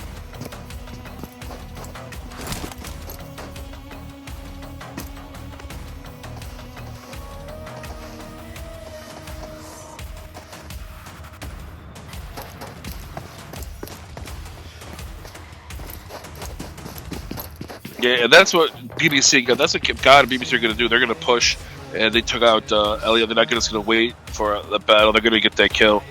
But now Men of 4 with 14 kills. Alright, let's see what's going on here. So that's good. Yeah, I'm having a hard time navigating the game right now. My map, when I open my map to see what's going on, I can't close the map. There's something like bugged out with the top right corner of my screen where like it just isn't registering that I'm touching it or something. I'm not sure. I have had, actually, you should probably say that, because I've had some issues where I've had to I thought maybe my screen was getting old or something, where it's been delayed, or it's not been I'll try to move left or right or whatever, and there'll be a delay in my person moving also. This is recently though, the past couple days before this last update. Since the new Erangel update? No, before that. I haven't had it since then, but before that I had a little bit of issue. I noticed I noticed a similar thing after that update, like when I was doing scrims like this, and it was like when I would drag my right thumb left and right to try to to free look around, it was super delayed. Or if I did it fast, it just wouldn't even register that I was trying to move my camera. So I think after that I rebooted my device, and then it seemed to have fixed itself. Yeah, that's what I did. I actually went out and bought those stupid thumb socks to see if that was the issue, and then that was just a nightmare. So I just reset my computer, or just reset my device, and it ended up working. Yeah, the downside here is that I'm not able to navigate the way that I'm used to as quickly, which isn't even really that quick, but it makes me think I'm gonna be missing action because I'm not able to jump around the map quite as quickly as I would like to be. And now there's a huge, look at this shift. This shift is already causing teams rotating in to get into it.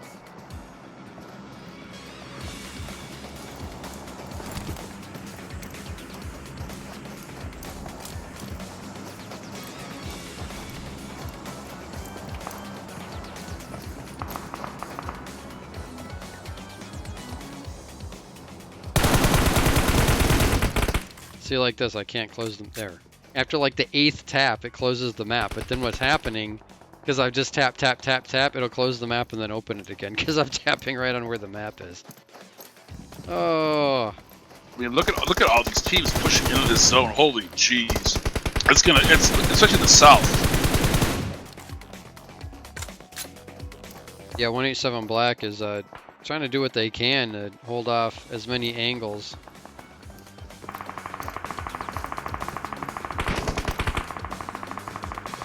And there's so many teams right by them drop. Brohim. I mean, there's so many angles they're gonna have to cover. It's gonna be very difficult.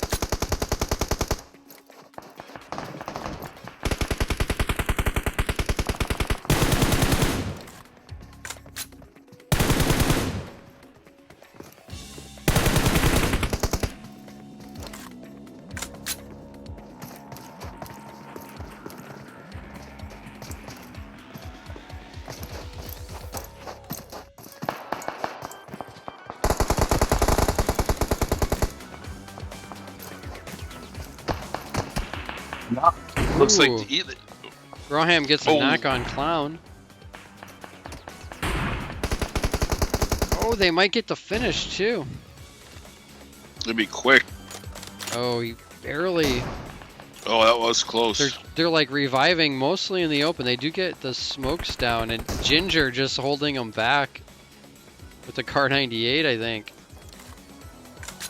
Or is that an M24? It's an M24. Let's see. Either way. And if you look right to their right, that Luxuria player with a VSS is kind of low crawling up, trying to get some shots. If that person can get some shots with that VSS, they could do some damage. Not knowing where the person's at.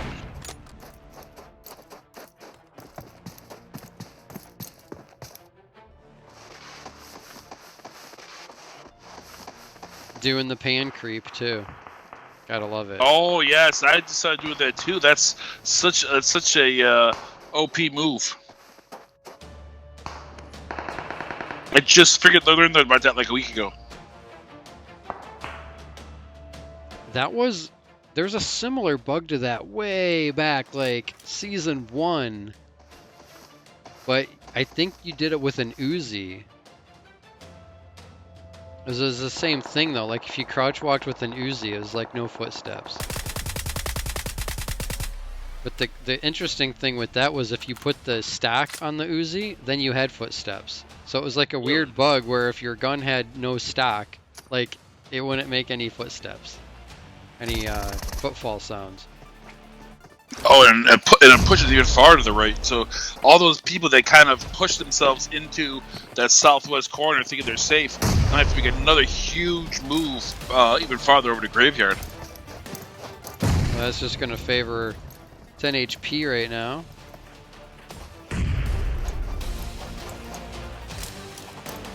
What I was going to see is when do these teams decide to move in? Are they going to try to get there first or try to ride the blue in and get there a little bit later? I mean, holy jeez, look at Misfire. They went all the way down into the blue. I don't know if they're going to make it out.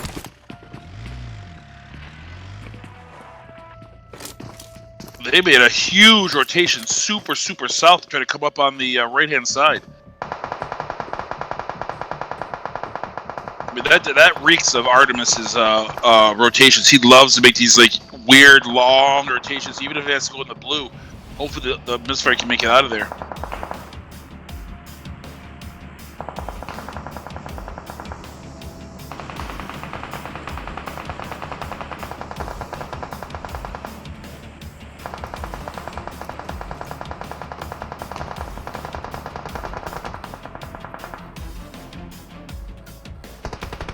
B-Seek's up there. Who are they? B-Seek's going at it with Drop. Me-Seek's and Drop? Yeah, and then then Drop has the Forgotten on the other side of them and Wu above them. So, yeah. I was watching this, like, the Forgotten shoot at Drop. And then Wu's above him on top of the mountain.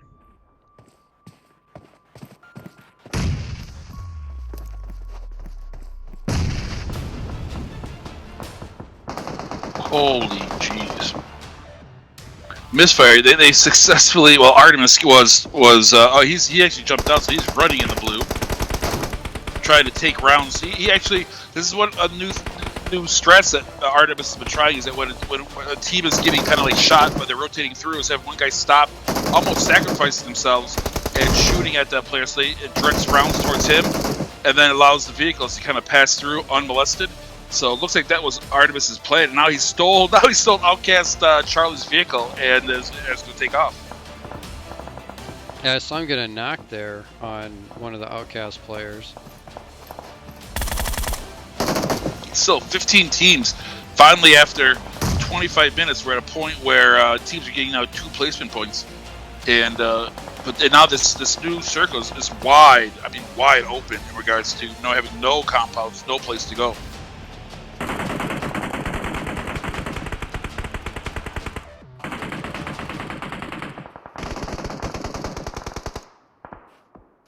Wu just did they finish off the Forgotten? I think they did. That whole battle up there between, was it Drop and who else is up there? This is not only good. It only is dangerous is that between Meeseeks, Drop, and who else is up there, like the Wu, is that all these teams have to push a pretty far distance in the 5th zone. This is 5th going to 6th.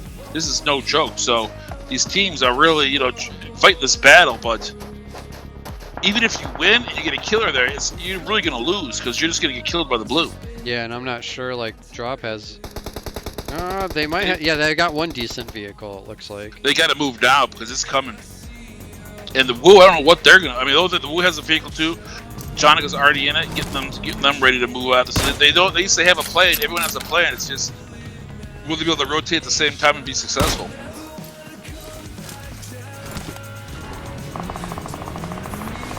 Oh, we're about to find out. A good start right into the rack. That's my driving right there. Yeah, you just hear all the pings and the tings of all these vehicles just getting peppered with shots from here and there. You just hope that it's just not enough. You're one round less than it's going to take to destroy you.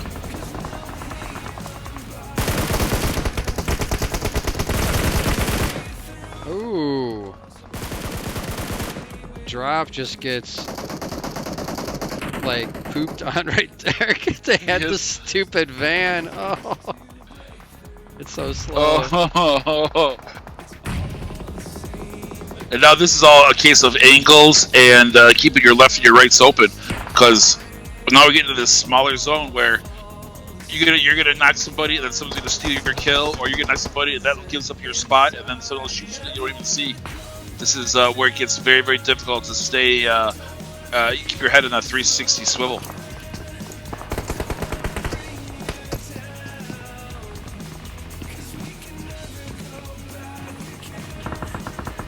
And of course, Outcast Alpha always even to find the place to be the safest compound, so they can just kind of have that cover and concealment and just clap on teams as they rotate in.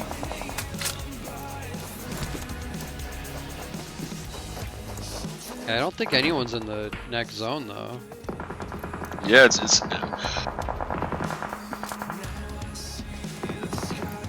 This looks like a Revolutionary War era zone. Everyone's just gonna stand around the circumference of this circle and take shots at each other until there's only one team left. Yeah, this is like what happens. You'll get a knock, and then someone will steal your knock because you shot them from a distance, and then someone know they were there, so they find out they're right next to them. And they finish them off for you. So, I mean, it's everyone's. No one wants to go center because there's really nothing there. But these teams are trying to just push. They don't want to get right on the edge. Hopefully, they still have their vehicles. They can, if they have to, they can blow them up. There are some rocks and some natural cover concealment, but it's going to pop off now, where you're going to go from 8 teams to about 3 teams in about 2 minutes.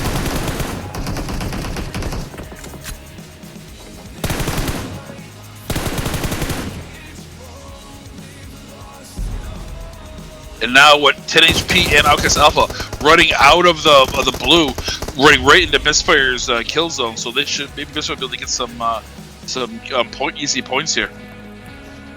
Yep, they look down the hill. It's 10 HP is just right there. Just although 10 HP to their thing, they kind of push Misfire back a little bit with those grenades. But hopefully, Misfire's done their homework and has the loot and the utilities to just pepper that area with a ton of grenades and mollies.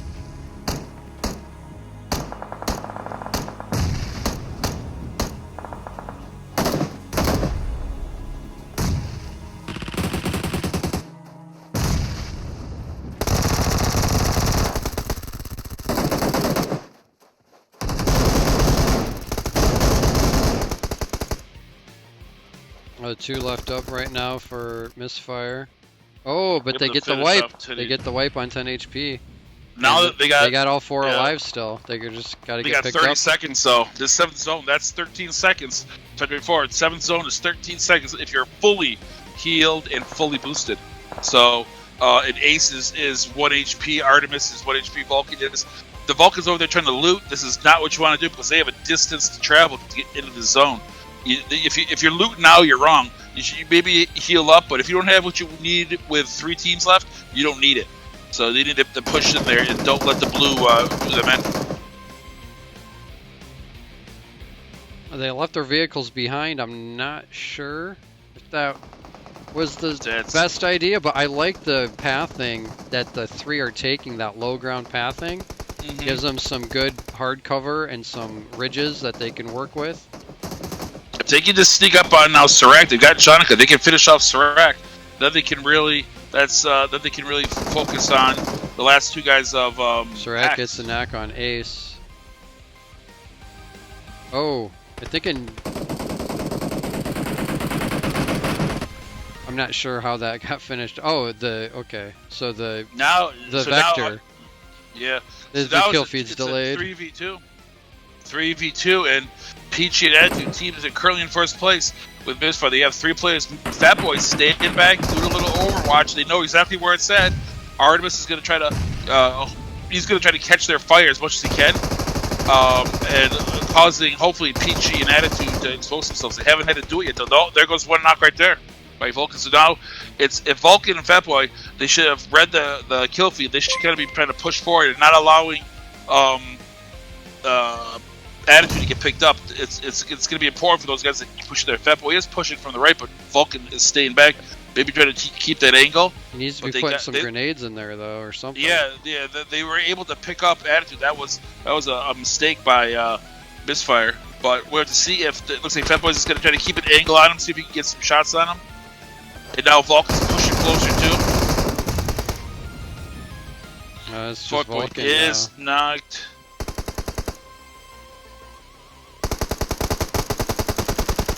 Oh, too much. Like Vulcan. They did a nice split on him around that rock, and obviously can't shoot 2 directions at the same time. So Hacks continuing their dominating performance here, collecting another chicken dinner there. And let's see, we had Peachy and Attitude both with 6 kills. So would you say 16 for the team? Yeah, 12 plus 4. Misfire though, second place. Got to respect that. Artemis with 6 kills, 10 total. And the Woo coming in 3rd place with 8 kills. I'm going to go ahead and grab these screenshots. And hopefully I can get these guys in here. Won't screw this up too bad.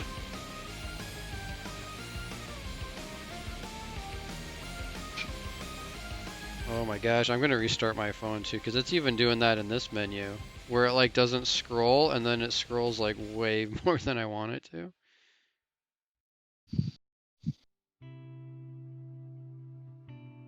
Okay, so while Pick is getting his boys in for the interview, we're going to take a look at one of the other prizes that HyperX is providing for this scrim season, the Charge Play Clutch.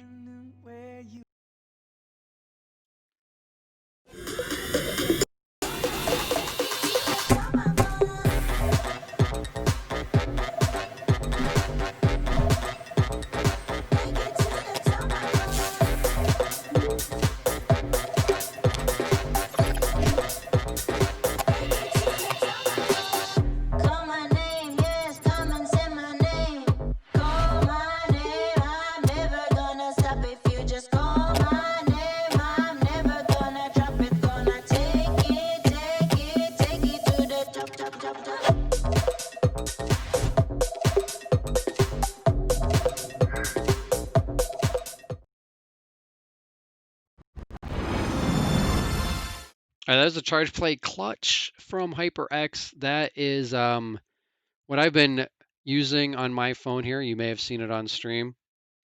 They kind of explain most of the things, I think, in the ad there. But basically, the coolest thing with this is it has a detachable battery that can wirelessly charge, and then you can wirelessly charge your phone while it's in the grip while you're playing, so you never have an excuse to run out of battery power again. So, think about that. One team from this event is going to be walking away with this accessory, and can't wait to see who it is. You there, Pick? Yes, sir. We are now. My pleasure to invite in to have in from Hacks, both Hacks Attitude and Hacks Peachy. First of all, thank you guys both for giving us a few minutes of your time tonight. Thank you for having us.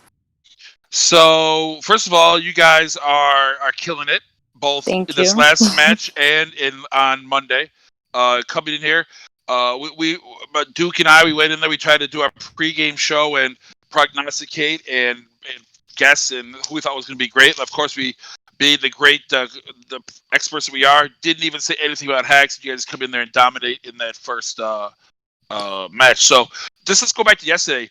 What was your mindset in those three matches? What were you guys looking to do, and how were you guys so successful?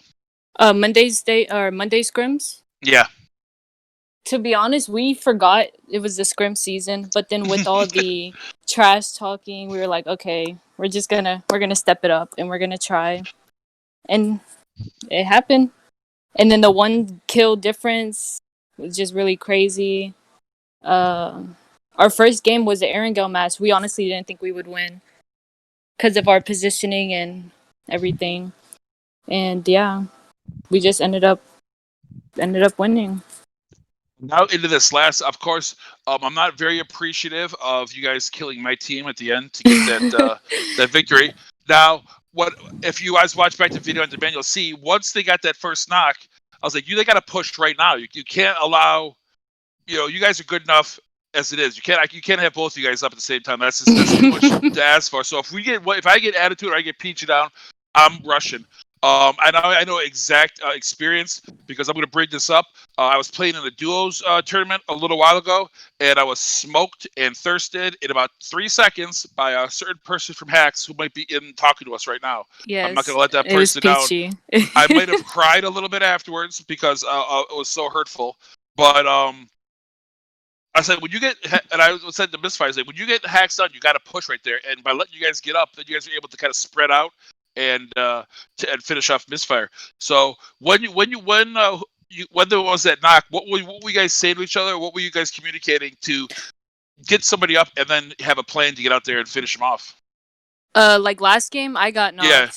Okay, so I was sitting behind the shed, and honestly, we were all just screaming. We were just like, "Go for the res! It's just go for the res. It's easier to have 2 up than 1." And he wasn't. I don't think he was pushing at that moment. Mm-mm. But I think if it was a different scenario and he was pushing, we wouldn't have went for the res. We would have had Peachy just going for that 1v1, and then however it went, it would have went. To be honest, if I didn't get that right guy, we would have came second in that game. Yeah, I mean, and what I say is when you get a quality, like 2 things to say: never let the blue kill you because it'll always win, and when you get a quality player down, rush and thirst because when I thirst, I do it as a sign of respect. Because if I'm in a match with Peachy and Attitude and I get you guys down, I'm not allowing you guys to get back up again because if you guys have a chance to get back up, you're probably going to kill me. So I gotta keep you guys down and not allow you to get back up. But now you guys were I think 3rd going into this match. Obviously you're going to move up in the ranks. You're going to do unless. You're probably going to do very well in this 3rd match coming up because you guys are obviously quality players. You guys are the early season leaders. How are you guys going to be able to, obviously after that first match, you guys saw already trash talking in the chat or something like that. It's gonna get even more salty. At least wait till the middle of this season. Yeah, I mean, because these teams have really. You guys, I think the thing is that like 187, Outcast stuff, these teams kind of like put themselves in that mindset that they're the elite teams. And you guys come in there the very first match and punch them all in the face. And they weren't. I don't think they were expecting that. So you're gonna have to. I think that's also another part of this season that you guys are gonna have to kind of deal with is that now when you're in first place, the target's on your guys' back. Everyone's gunning for Hacks. Everyone wants to get everyone wants to get you guys. Maybe where do they drop? Let's find out where they go and go after them. And maybe more teams are gonna hit you. You guys have that preparation to do that, because you guys have a good team. PG, Attitude, Thrive. I mean, a lot of really, really good players on the team that we kind of slept on. But you guys, I guess, have a lot of pressure ahead of you. Definitely. We're also doing a tryout tonight. Yeah. Oh, is it Pickford? Is he trying out? No, and I know that. So you guys have this last match. We're gonna have you guys they just come laugh. back in after the next after NJ. That's hurtful. Wow. So I'll let you guys get back in there and get ready, get set up. We're guys gonna have you guys come back after this last match and give us a. Hopefully, you guys, maybe it's another successful. You guys come in second place and Misfire wins. That'd be great if you could let that happen. Never know. Anything can happen. Yeah. But regardless of what happens, if you guys get first or 23rd, we'll have you guys come in at the next match and give us a kind of your opinions on the first two events of this Scrim season and where you see it coming. So again, thank you for joining us for this match, and we'll see you guys in a few minutes. All right, thank you. All right, with that, I think I got the new scores in here. We'll see in a second. Yes, we do. And look at that. Why does that say after one round? This should say after 2 rounds. I may have grabbed the wrong thing. It should be after 2 rounds. That's my mistake. But these are the accurate scores. So Hacks, let's get back to the other screen here. Hacks in first place right now with 71 points, 22 kills. Misfire, though, second place, 50 total points. And I think that said 14 kills. And let's see, what else do we have? True dropped then to third place, and Outcast Alpha in fourth. And then 187 right behind them in fifth. So we got 40 points, 43 points, 48 points. So only a 10-point difference between fifth place and second place. What do you think of that going into the third match? Well, I know in Misfire how I know them. What they have to prevent is, we've said it before, this crap sandwich. What Misfire can do is they'll put together 2 great matches. They've had a 4th place finish and a 2nd place finish. They can't come in here and drop a 16th place finish to the last match and just throw away all of that hard work. It's just too much effort, too much work. So they really have to focus. I know that Vulcan and Artemis are really going to be focusing on making a smart decision. I wouldn't be surprised if they jump way out. They want to get themselves at least top 10. Once they get a top 10, then they'll kind of, I think, loosen up. For the rest of the teams, it's so close. We're going to see if these teams, if one of these other teams, maybe like a Top Strikers, can have a really good match, maybe push themselves up. I really want to see look at Outcast Alpha in 4th place. That's where they're going to be. They're going to play nice and passive, and then 187 Black. I'm sure 187 Black doesn't like where they're at right now. They like to lead from the front, and I would not be surprised if 187 Black drops hot and just looks for kills, because we saw them. There was a lot of trash talking in the chat after Monday. Who was Hacks? And people were throwing up ESL finishes on the chat. 1v1 me bros in the chat and stuff like that. So I know that a lot of these teams didn't expect Hacks to be where they're at, and maybe they feel like that they should be at the top. But we also have Misfire that's done really well tonight, and that's a team that's usually in that 7th to 8th place. So they're getting themselves up there a little high too. So we'll have to see if one of these teams in the top 5 will have a misstep, drop themselves out of that top 5, and then if that happens, who's going to come in there and take their spot? Yeah, I think somebody wisely said that if you are already saying 1v1 me, you've probably already lost the argument. Yes. Here's the 2 things when you're dealing with the internet. I have 2 opinions. If someone says 1v1 me, bruh, you've already beat them, because now that's the only argument they have. Or if you argue with somebody on the internet and they go, well, it's a conspiracy, that means you've won, because you can never prove a conspiracy. So that's like usually my opinion, that I've won the argument. So if you're talking to somebody on PUBG and your go-to answer is, well, 1v1 me right now, bro, everyone pretty much knows you lost whatever argument you were just having. It might be a little hard to take, but that's kind of the truth. Yeah, definitely. All right, well, with that, it looks like we're loading in to the third match. Wise words from Pickford, by the way. So who's your? So now I know that you. Although SpaceX didn't said to play, I know that you're a big fan of Mises. What's your team now in this last match that maybe we haven't talked about? That's gonna open up our eyes. You know, I wanted to pull for LOS, but they're not here tonight. So yeah. Now I gotta pick someone kind of on the fly. Man, I don't want to pick either team that's gonna drop Yasnaya. Which is gonna be, it's gonna be top or the Forgotten and the Woo. Right. Which were like two I could pull for. So, I think though, what we're gonna see different in this match than the first two, I think 187 Black is going to be on top at the end of this match.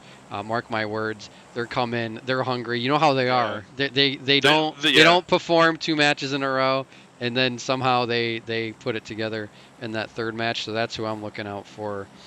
Now watch they get taken out first, but I think that's like kind of the difference between like a team like Outcast Alpha and 187 Black. Outcast Alpha in 4th place. We've talked to C-Dub. He's told us, I'm not going to throw away a top 5 finish shooting for number 1. So they're going to play the same gameplay. 187 Black is like, we're not number 1. Okay, where can we drop that's going to have the most people, and then where can we rotate to kill the most people? Exactly. And sometimes that works very successfully, and sometimes it doesn't. But we'll see. If 187 drops farm, that's what they normally drop. They do a 2-2 split in farm. Let's see if they keep that up. And if they do that, then where do they rotate from there? There are a lot of teams out of the plane already right over military base, but it looks like a few of them are going to try to get over to Ferry Pier area. But, let's see. Team 22, X Quadrant. They're throwing me off with the DSK. And what is this? Outcast Bravo? Dropping military? They kind of made military their own recently. Nobody went over to Novo, though, surprisingly. 187 doing their standard 2-2 split. Wouldn't be surprised, though, if 187, what they've been doing is they've been starting in farm and then getting in a vehicle and driving over to Novo and see if they can catch somebody off a bad rotation. So let's see if they try to decide to do that again this time. Yeah, drop is not too far, so that could spoil their plans. Unfortunately, we don't have 15 teams in Lipovka this match. We just have 1. Look at Team 23. Look, they're going to try to like super float all the way to Primorsk. They got it, or they can swim part of the way, I guess. Yeah, but I mean, I don't fault them. Whatever. As long as you have a plan, a failure to plan is a plan to fail. So whether your plan is good or not, if you have a plan, at least you're halfway there. So, Yasnaya is contested by a few more teams. Let's see, we got Vigilantes up here. Oh, I did restart my phone. Maybe my thing will work. I'm just too scared to actually go on the map because I don't want to get stuck there. Or, like said, like a party of 2 was good, so let's make a party of. So we got Top Strikers, we got Woo, we've got Vigilantes, and we've got Vixens. We got 4 teams up there. You know who we don't have there? The Forgotten. That's right. They actually went down. They dropped south of Yasnaya, east of Mansion, and they're gonna like loot these little compounds, but they did not. So maybe some big talk from the Forgotten early about how no one's gonna push them out of Yasnaya, but it seems that the first team to kind of secede that space was not the Woo, but the Forgotten. We'll see if they try to rotate in there. Maybe their finger slipped and they accidentally jumped too early. Who knows? Could be. Wink, wink. Yeah, you give the benefit of the doubt, but I mean, there is a lot of teams in Yasnaya. This is a really I mean, I tell you what, if I don't care if I was the Woo, I'd probably rotate out because there are so many teams that you get yourselves in a real bad situation with angles, and you kill one squad, another squad pushes you immediately. It is teams like Vigilantes, Top Strikers. And who else? Vigilantes, Top Strikers, and the Woo. So the Woo is probably the most, technically proficient of all these squads. But the more players you put into a situation, the more variables come up, and the more chance there is for that RNG effect to come in there and bite you right in the keister. Yeah, that's kind of what I was thinking. Like they could take advantage of this and collect some points if they know what teams these are. They're, you know, I mean, just what we know about the teams aside from Top Strikers, Wu should be able to, you know, collect a few. But off of the drop, you don't know what loot you're gonna get. You don't know what loot they have, and it's all a risk then. If I'm Top Strikers, any of these teams, obviously, you know, there's at least one of the team. What I'm going to do first is get my team kind of close together. Like, if I'm Top Strikers, I'm going to pull Ghost back in. I'm going to pull Legend in, Rage and Hitch. Got to get together. And then deal with the situation. Then you obviously, you don't know how many people. There's only 2 people, Madden and Deep, up in front of you. But you don't maybe not know that. But at least get your team together and then push against that.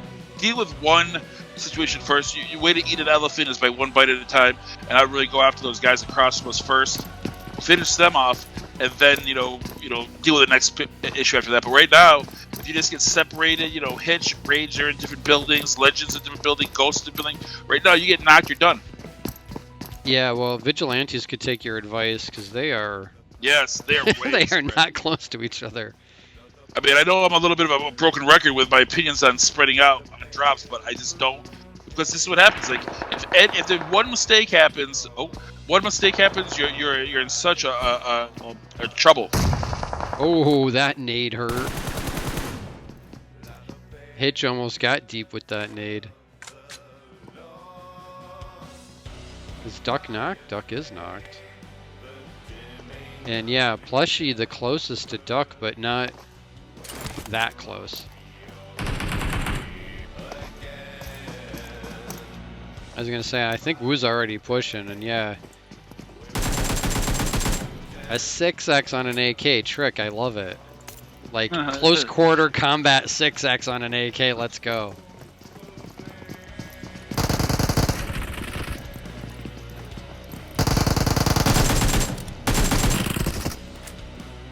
Alright, so the Wu has 2. That's what I'm saying is... The Wu's done their job. See, that's what Wu does. They stayed together, they found out what the problem was, but they went into it. And now look at Top Strikers. They didn't get together, but the other kind of did this dilly-dallying, not taking aggressive nature. And that's kind of the difference between the Wu and Top Strikers in regards to like the points and the placements. Is that the Wu is you can either decide the action or have the action decide you. And they're deciding that we're going to go after this. Now they're going to get ready. They're going to push against probably Deep, while the Top Strikers are just going to kind of stay together, check corners, don't get in trouble by peeking too much, and probably not just stand there, allow Wu to do all the work. And then when they have to go against Wu, they might have a little bit of a problem.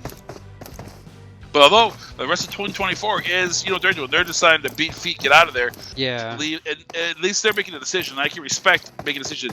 I don't know what Top Strikers is doing nothing but running around in the rooms that they're in. Like, I don't know what strategies is other than maybe they're looting, but they've been in those buildings for about the past 7 minutes. So these buildings should be looted by now. Speaking of buildings and looted, so Forgotten ends up in the apartments next to school, and Outcast Charlie is there as well. It could be an interesting fight. It could be a lopsided fight. It could not even turn into a fight.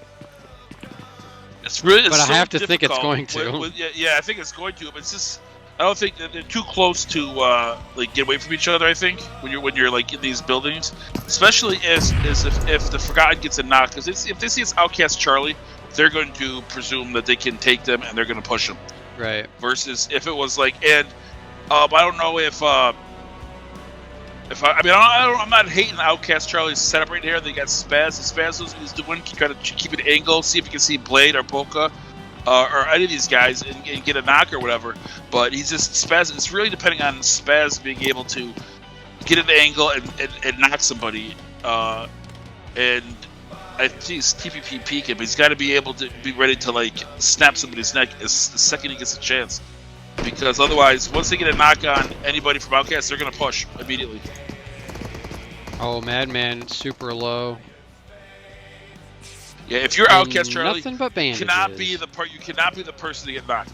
That is, if I'm Bongman, if I'm Sure to Miss, or if I'm Spaz or Bad Man, my number one thing is do not get knocked, because that's good. Right now you have a magic kind of force field of 4v4. It's gonna keep them from really pushing you until later. But Yeah, and like you said, the unknown of who it is that you're looking at. And once that knock happens, it's on.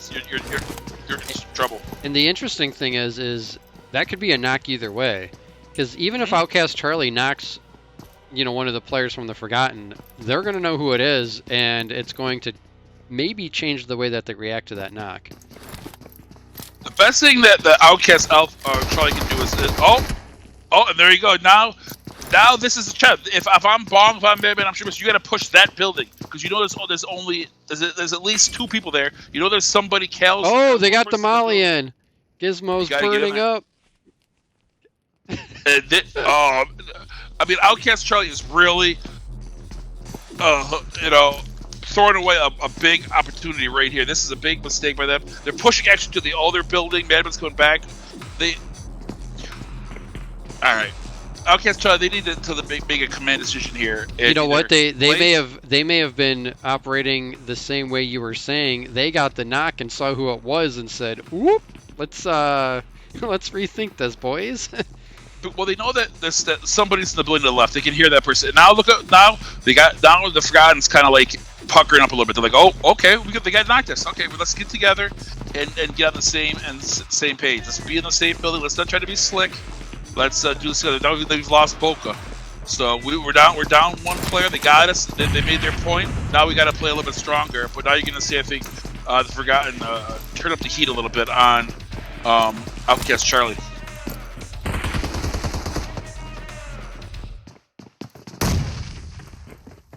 I think they're running around looking for grenades. Spaz made it to the top of the building. Madman did not. So Spaz is up on top of this building. Madman did not make the jump, and he ended up coming in on the 2nd floor, I think.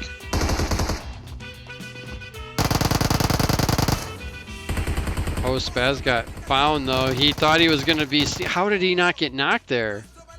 What a move, getting around the corner. And Bong and Sure to Miss need to be in that building.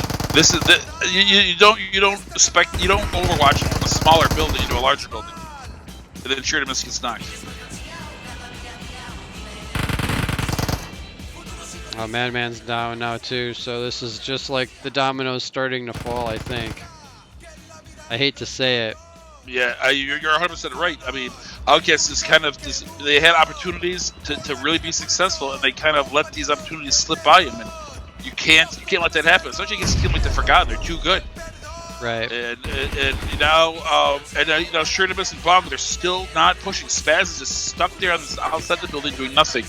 You either have to, if Sure to Miss and Bong need to get in there and do some damage, or Sure to Miss or Spaz needs to pull back and get back into his own building and just keep a 3v3 kind of, agree to not push and just keep peeking. But right now, Outcast Charlie's doing nothing. But and there he goes. Then Sure to Miss gets knocked again. The patient play, though, by the Forgotten, just waiting. Yep. Is that experience versus not as much experience, where you can just be patient in third person and just wait for the other team to make a mistake? And that's really what happened. Is that the problem is that, and I think that the Forgotten, they were trying to play it a little slick at the beginning until Boca got killed. Then I think they kind of snapped them out of their little fun time. Because as soon as Boca got killed, Gizmo, Blade, and Kel all got in the same building and started really working on keeping their angles. Then they were able to trade some knocks, which is good. But then when the Outcasts got 2 knocks, or had at least 1 knock and 1 guy low, and they didn't push it. And they had opportunity. They had a 4v2 when they got that knock, and they didn't use it. They stayed back and allowed the Forgotten to get back up. Now the Forgotten knows who it is. Now they can say they're going to make a mistake. And because Outcast Charlie went in there, they wanted to be 50% in, 50% out. And you can't be half pregnant. You got to be either all the way in or all the way out. So you've really got to play. You don't want to play aggressive and don't want to play passive. And the Forgotten do that, and they play it well. That's why they have the kills, and they're still up. They did lose 1 person, but they still have 4 kills and are trying to get some more points in. Charlie is out with 22nd place with another finish of 1 placement point. Yeah, they reacted. The Forgotten reacted really well, and honestly, it's kind of just bad luck that they did lose a player. I mean, the knock is the knock, right? But then the Molly came in right on top of the revive. And then the player who was reviving broke the revive and ran away because he was burning. And then, you know, the knocked player ended up getting finished from the Molly. But while all that was going on, I'm not sure what happened in Yasnaya, but Trick is the only one left from Wu now. Well, what happened was that they did a But Ghost is the only one left from Top Strikers, so they just ran into each other, and one person from each side survived, I guess. So now, interestingly enough, and look how far back that Trick had to push. Yeah. Ghost, Ghost, because Ghost, those guys only have 2 of the kills, so maybe that other team could have like third-partied them. And Wu they have 5 kills. So they got 2 kills from the first team, and then 3 kills from Top Striker. So maybe that when the Wu was pushing in there, they got kind of third party by Team 24 because they didn't Team push all the way out. 24 only they have 1 kill. So they probably I bet you they probably dropped one of the Wu guys when they were pushing into Top Strikers. Yeah, I was gonna say in a turn of events. Top Strikers only has 2. In a turn of events, based on like what we saw when these teams first landed here, Vigilantes now is kind of in the dominant position, having 2 players, while the other teams only have 1 apiece. Well, I think it was also smart. Vigilantes could have just kind of pushed and got out there, but they stayed where they were, and they actually used that time to kind of loot that area, get themselves some more utility, kind of pull themselves out of the fight. But I think it's really Top Strikers' issue, because that Ghost is still in the same building that they landed on in like the first 2 minutes of the game. He's been in there for 16 minutes. So, it's eventually, you know, a team like Top Strikers is almost like Outcast Charlie. You have to kind of have, like, know when to hold them and know when to fold them. You have to know when you have a team that's in front of you, you got to push them if you have the 4 players, but you just can't do nothing. And it looks like Ghosts, you probably see a lot in squads where these guys just run from room to room as fast as they can, but they don't really do anything.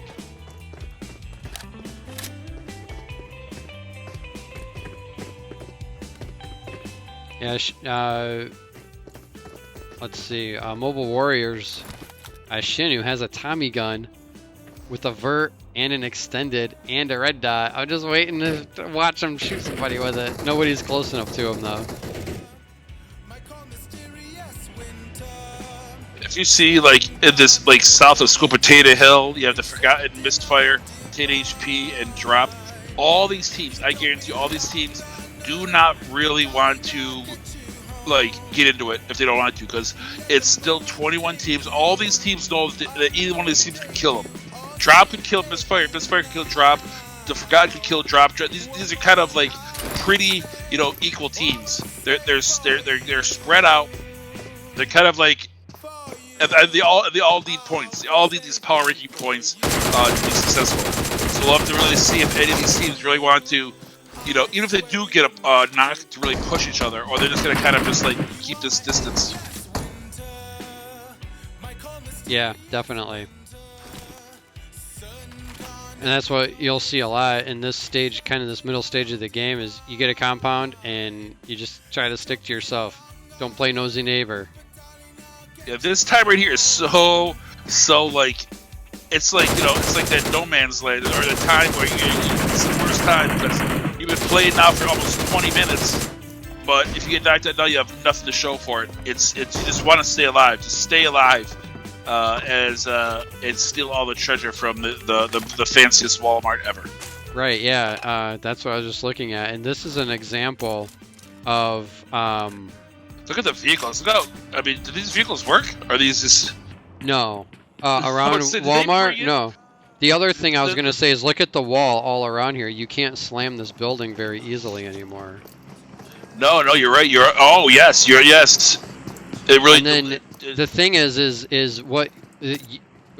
Probably not right now, but pretty soon all these teams will know, like, here's a gap in the wall, like, there's a gap in the wall. So it's like there's a gap in the wall. You can only be pushed from these gaps as far as the vehicle, you know, is concerned. So it limits what you have to cover to like 4 spots instead of 360. That is a wise statement. I totally agree with what you're saying. Through this, like how it's kind of broken down, and then they have like these like little nooks and crannies where you can kind of hide in between these barrels and these other things in the wall. If someone does push, I always like the idea of when you're holding like a building like this, to have one guy kind of, if you think they're going to push from a certain area, to keep them outside against the fence, so you're automatically shooting at it from behind when they come in. Right. Yeah. But yeah, I mean, still got we're 20 minutes in, and still have 20 teams left. This is kind of like the theme, is that nobody wants to make a huge mistake early. You know, they know how devastating it is to get knocked out in 22nd place. I mean, like you have it on with this fair on Monday. They came in 23rd place in the first match and had to fight their back end stuff just to get back up to 12th. So you don't want to make that same error. Now that Mr. already lost one of their best players, Vulcan, and then look, where is the other player of 25? Are they together? Are they decided? Are they on the same mindset? Yes, they are. Both Tyrant and Luxuria of Team 25 have decided to go crawl hundreds of meters away from each other and just go on their own.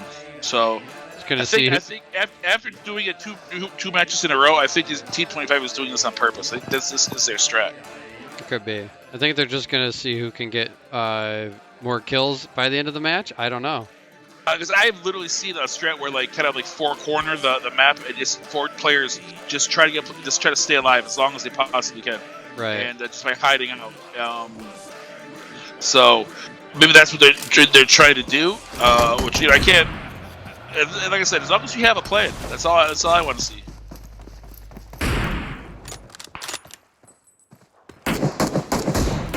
Jump on board with hacks here. Who's that with the bolt guns? Is that Prophecy? No.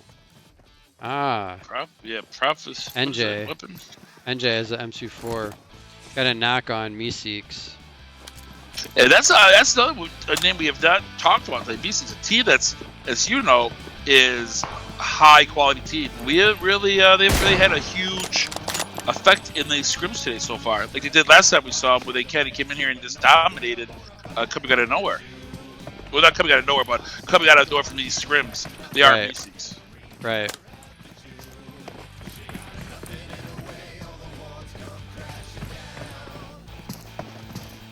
Anytime you get these teams, these one-off teams, like we saw with Spray and Pray, we saw it with Meeseeks, it really kind of like just throws the whole like natural ecosystem up in a tizzy, if you know what I mean. You know, kind of teams kind of know who's who, who plays which way. Then you get a high-quality team that you know is high quality, but you don't really might not know their game style, and it can really, you know, cause havoc in the lobby. Your favorite type of zone, right down here, Shelter, Farm, Milta area. Oh yes, the Devil's Triangle. Don't ever jump here. If you're gonna make it here for the 5th zone, then you can go there, but never jump there, or I'll be really disappointed with you as a player. You can send all those screenshots to Nikki on his Discord of all your jumps in the Devil's Triangle. Look at these players just trolling. Poor NJ is trying to scope in with the bolt gun here, and his teammates are just punching him. So he's getting the like damage effects coming in his scope. Jeez. At least they're having fun. That's what and now, as I said, I want to see with this circle, the teams are trying to get in there. Now you got to make this decision. When are you going to push it? When are you going to not push it? I know that Misfire they see Team 14 behind them, so that's why they're not pushing out. But now you have to kind of make a decision. This is the last time circle where you can kind of take your time, and all the good teams are taking the good real estate. You know, it's like the oil rush or the gold rush. You don't want to show up to a mine that's already been mined out. 187's got a spot. Outcast Alpha's pushed in. Hacks is already there. Metaphor already there. Now the teams that have to do well are pushing it a little bit later. It might be a little bit more difficult for them. And as Misfire pushes right into Outcast Alpha.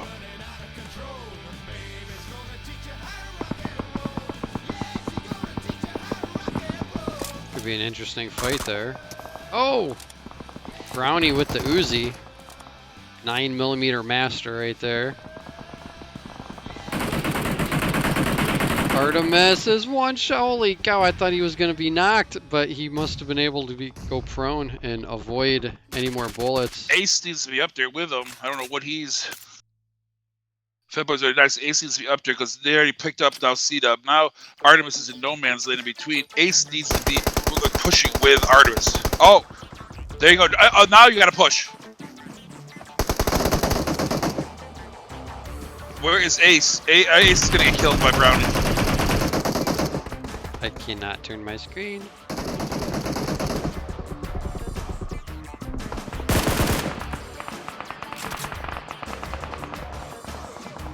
Brownie just got out of the blue and turned around, murked Artemis immediately. Yeah, but he's got him. Like he sees him running in out of through the smoke. So, I mean, Misfire not wanting to get knocked out in 16th place after doing so well. But, with that said, Brownie was able to, is the only one still standing from this Outcast Alpha team. So, they had to pay a very, very, very heavy price to get themselves past Misfire. And, I mean, that's what, kudos to Brownie, able to just get right over the blue and just sit there and wait. Just go prone and wait and third party peek them until they have to come in. Yeah, it worked out. I mean, as well as it could have in that situation. Now he's got a long way to go by himself to get in the next zone. Yeah. I mean, Misfire, based on they were pushing up on their lower level, they did as best they could. They actually, Artemis get those 2 knocks was super clutch, but Ace really needed to be there to deal with Brownie when he was trying to run into the zone. But, like I said, Misfire coming in, I think, 15th place. We'll have to see how that affects their final scores after being in second coming into it.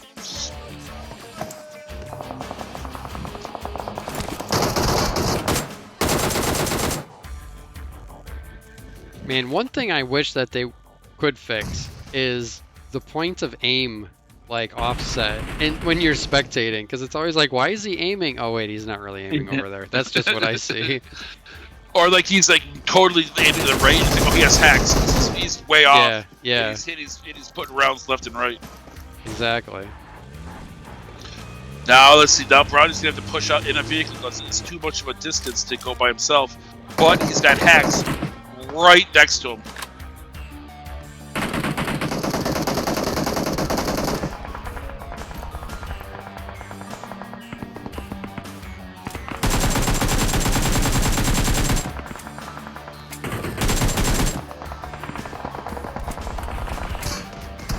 Man, Lobo's not being shy for being the only one left alive on his team right now. He's just shooting at everyone that's coming by him. There he gets a knock. Oh, he gets a second knock.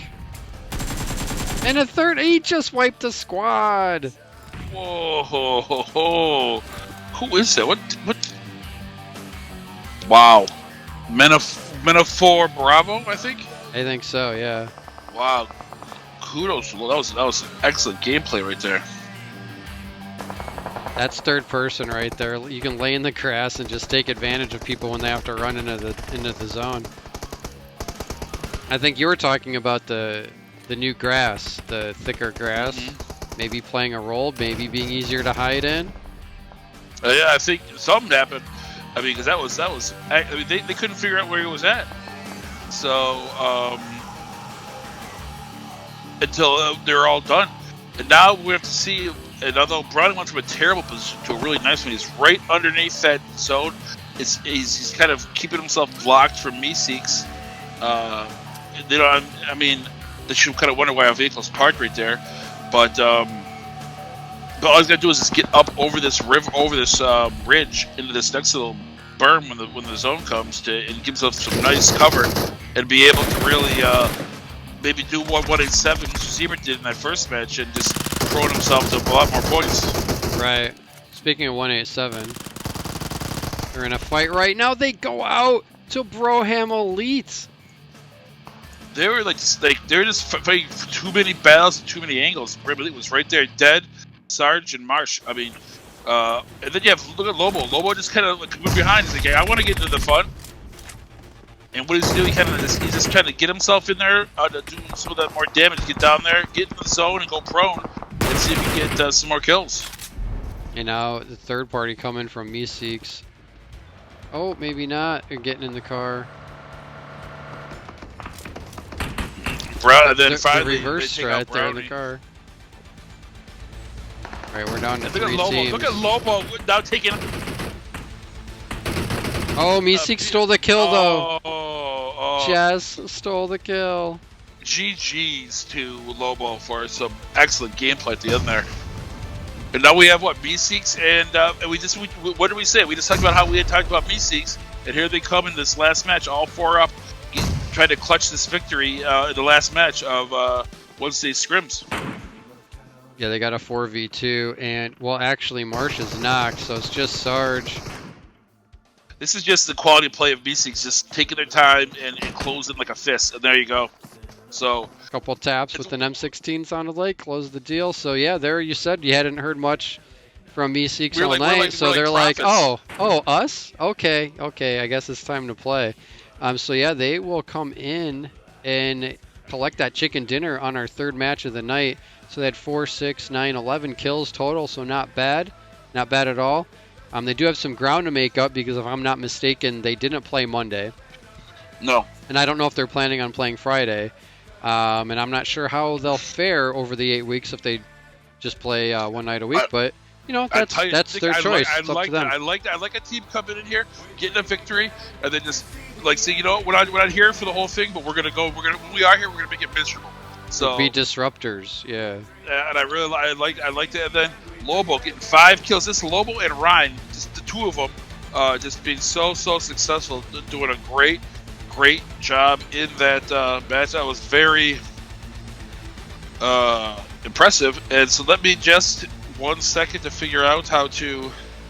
But Broham Elite though coming in second place. So look at the kills. Sarge was 7, Marsh was 6. So they had 9, 15 total in second place.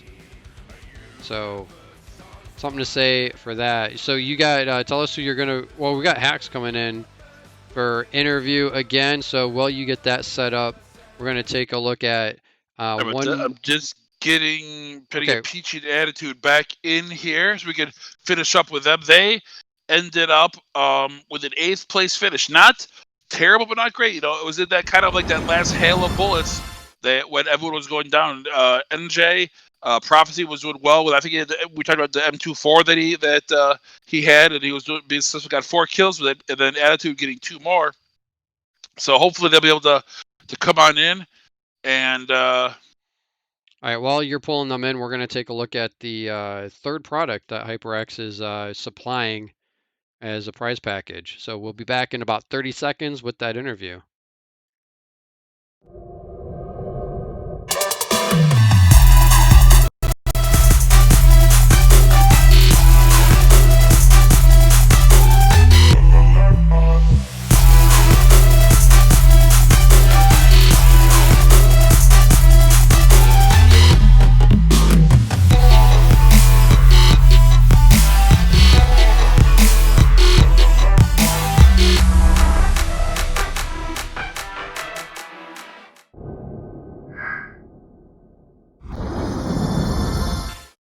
All right, so that's the Charge Play Base.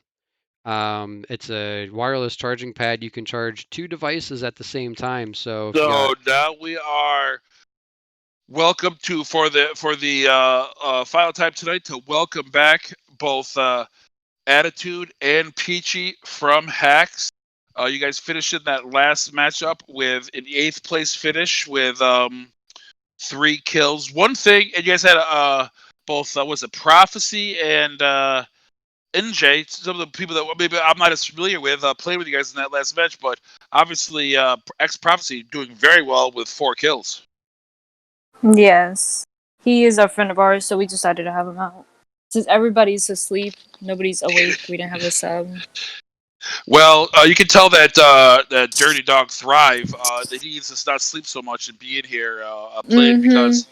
With that said, but one thing I forgot to tell you guys last time you were here was and I'll give you guys a little sneak peek. As of last Monday, we do our top 10 frag awards, the Cherry Topper Popper, which is its own awards. And Thrive was before tonight, obviously.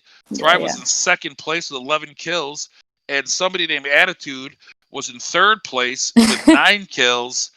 Before tonight's matches, so you guys were obviously the top 4. That top 4 qualifies at the end of the season for the All-Star team, the 4 best fraggers. So but it just shows that you guys on Monday were not only were you getting the finishes, you're getting the points too. That's really what you need to do. You need to kind of balance when to kill and when to go for position. So we've been talking a lot today about. I have a saying that says you can't win in the first circle; you can only lose. When you guys go in there, what's your mentality early match as Hex? Like, what is your mindset, your play style early in a match? Early on, our play style is basically just loot up, get looted on, and just hit center zone. We try to shoot for center zone as much as we can, but sometimes it just doesn't go the way we want it to go, and then we just get effed with zone towards the end. We just never have zone. We just never have it. And like, how do you? There's always that randomness in that initial drop. You guys, how do you guys kind of like? How do you work on not making that? I'm saying a mistake, but like not getting run over in the first 30 seconds, not getting down, and not making a mistake earlier in the match that costs you, a 25th place finish or a 23rd place finish in a scrim.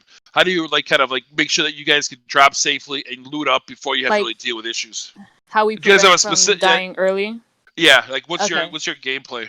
So pretty much when we jump out of the plane, we kind of look around to see the teams that are around us and see where exactly they're landing. Because sometimes we do contest to get a car to go to where we need to go. But if it comes down to that, sometimes we just break off and loot the little small compounds that are around where we want to go. And then eventually just try to get to our spot. But then sometimes we do end up losing one person, and then we're just okay, we just got to deal with it and then just play how we play. Now, when you said you push center, that's kind of your thing. Do you guys do that right after the first zone? Do you wait till after the second zone? When do you make that decision that we've looted up a certain amount of time. Now we're gonna try to find a nice center location, and then for what I consider each match is 3 parts. There's the looting part in the beginning. There's the staying alive, rotating, in the middle, and then there's the frag out in the very end. When you have and so you kind of have to play each one of those parts of a match separately. So I consider that play once you get looted up and you get kind of center.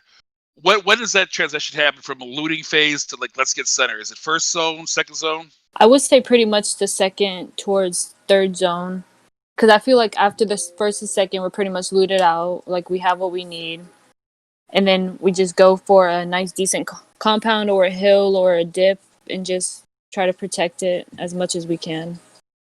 Now, obviously, you guys had an 8th place finish, but you guys were in you guys were in first place going into that. So we'll have to see how it all works out. But you guys are definitely most likely going to be, top 1, 2, not only in tonight but overall as you go into Friday's match with 4. There's obviously 4 matches, 2 TPP, 2 FPP. What are you guys going to work on? What do you guys need to tighten up? And what are you guys really proud of so far?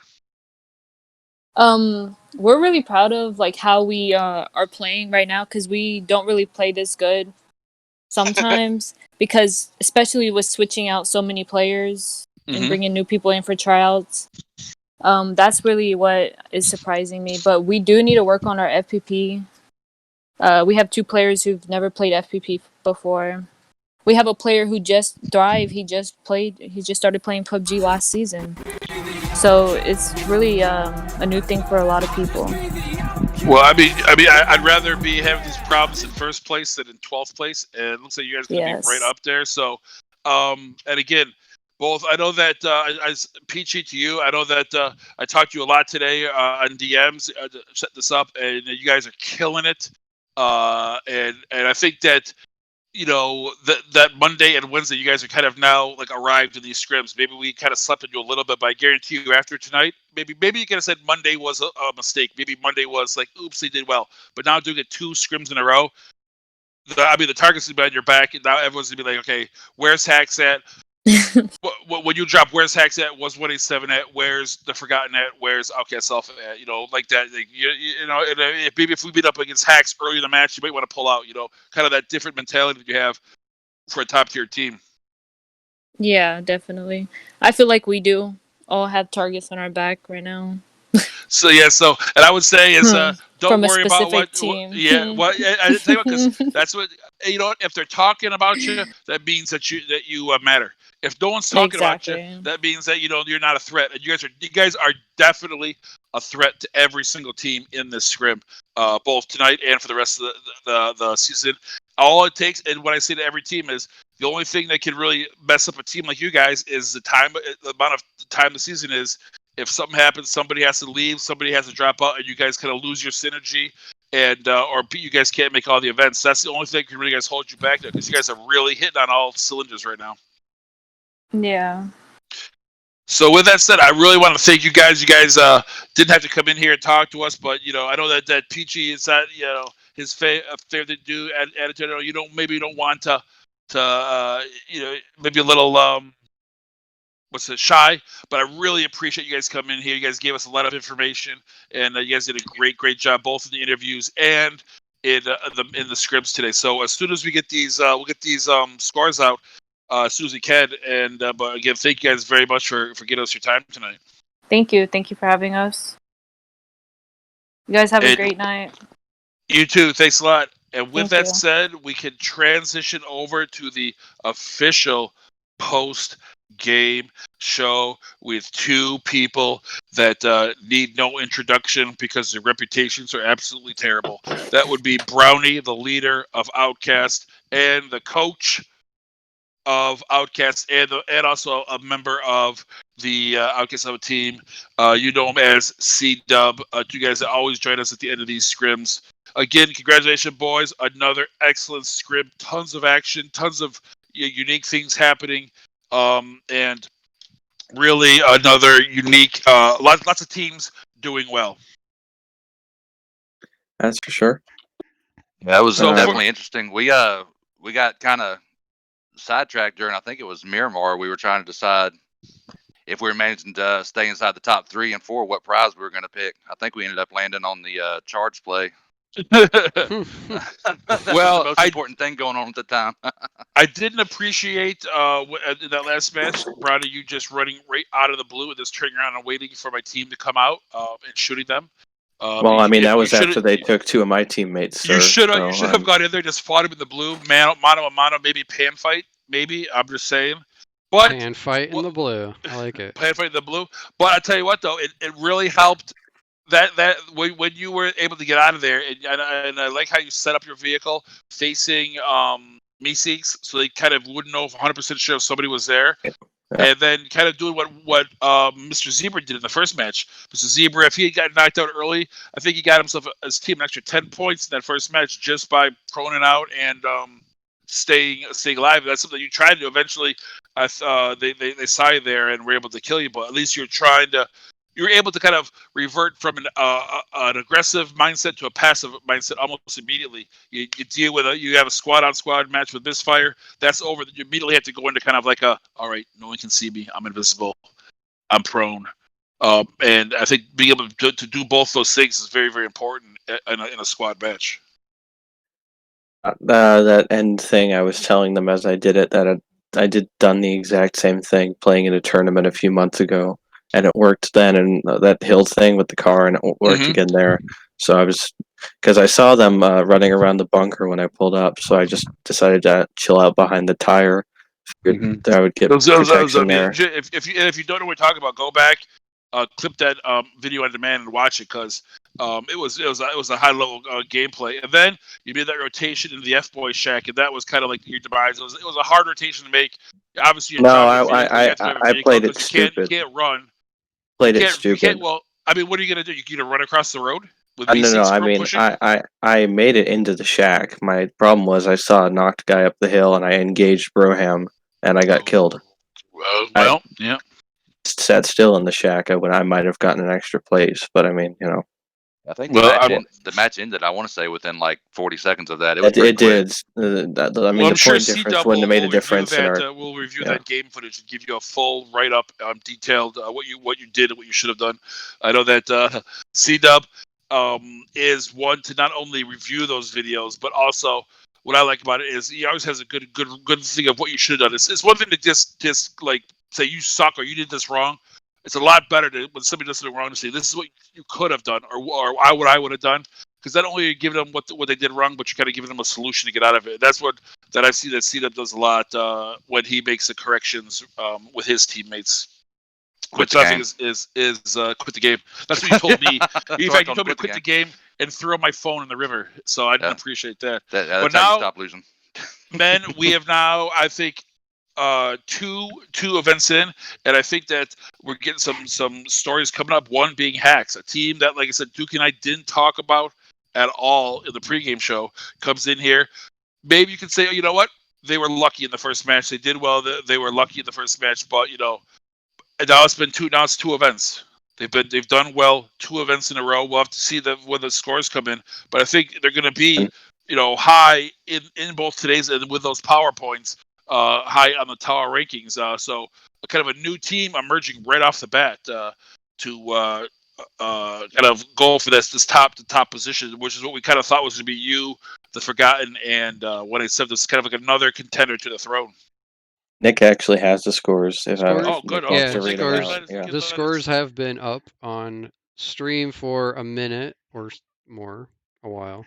But yeah, Hacks did finish out in first place as would be expected. They ended the night with 29 kills and 58 placement points for a total score of 87. Outcast Alpha, they were able to bump themselves up into second place. I think somebody needs to recheck the who's tabulating these scores. Let's get the double checking. I'm just kidding. 20 kills. Nah, kind of fragged out. I remember a couple weeks ago where there was like single digit kills over 3 matches. So 20 kills, definitely a strong performance. 62 points for second place. Meeseeks, they came from nowhere. I think second sheet on the score sheet before the third match, but they ended up in third place. They matched the total score 62, but they were 2 kills behind Outcast Alpha, so that puts them into third place. Broham Elite, I want to give a shout out to those boys. They were getting all antsy in chat with all the fawning over Meeseeks and how they won, and they're like, oh, they didn't even notice us. I was like, just wait, like we noticed you, like just hold on. So, but now look at them on the score sheet here, fourth place, and fourth place, but look at they're 1 point behind what was tied for basically second and third. So they're right up in there at the top of the performance for the night. 22 kills as well. So they had, if they had 1 more placement point, they would have been in second place from fourth place. That's how close that was. And that Broham Elite is going to build off of Mondays. And Monday they came in 6th place. So now they're following up that 6th place finish on Monday with a 4th place finish today. That's really going to push them up because, like I said, some of the teams didn't show up or didn't do as well. It'll be cool to see them start to gain confidence too as a relatively new team. See what they can do as they play more together, get, like I said, more confidence and some more good performances, I'm sure, going forward for the next 7 weeks of this scrim season. Absolutely. Talking about the next 7 weeks of the scrim season, I don't know if we've mentioned it lately, but guys, if y'all think y'all aren't getting enough screen time, don't forget that we are ranking the clips based on popularity. So if you want to go back and watch the VODs, clip your team, post it up, and the most popular clips will end up getting put into multiple highlight reels. They do that that's open for y'all. They do that in Discord? Is that where on Twitch? On Twitch. Where do they post their? We'll just be there. Just if you clip it and publish it, like if you're watching the VOD, up right. in the top right-hand corner, there'll be the little. And then you're ranking based on most views. On views, yeah. Okay, cool. Cool. Yeah, once you have the views, we'll throw them into a highlight show, and that'll be another way for you guys to interact. So with that said- little pro tip here. Let's not, don't tell them I told you this, guys. But if you do make a clip, then make sure that you take that link to that clip and put that in Discord. That's how you get more views. And also hit me up on DM if you want to get on here. You want to get interviewed. You feel that we're not talking about you. The way all these things work together. The more we interview you, the more we want to see what you're doing in Scream. The more clips you have. So it all works together.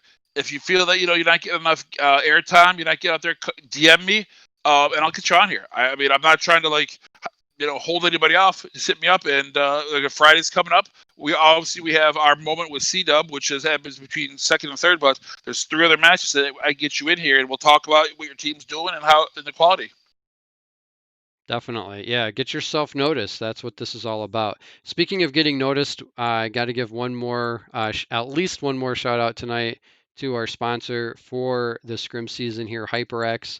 Obviously, we looked at the products that they've provided for prize packages, but also I hope you guys have noticed if you're on mobile and you're watching the stream, at the top right corner of chat, you got a little Amazon smile.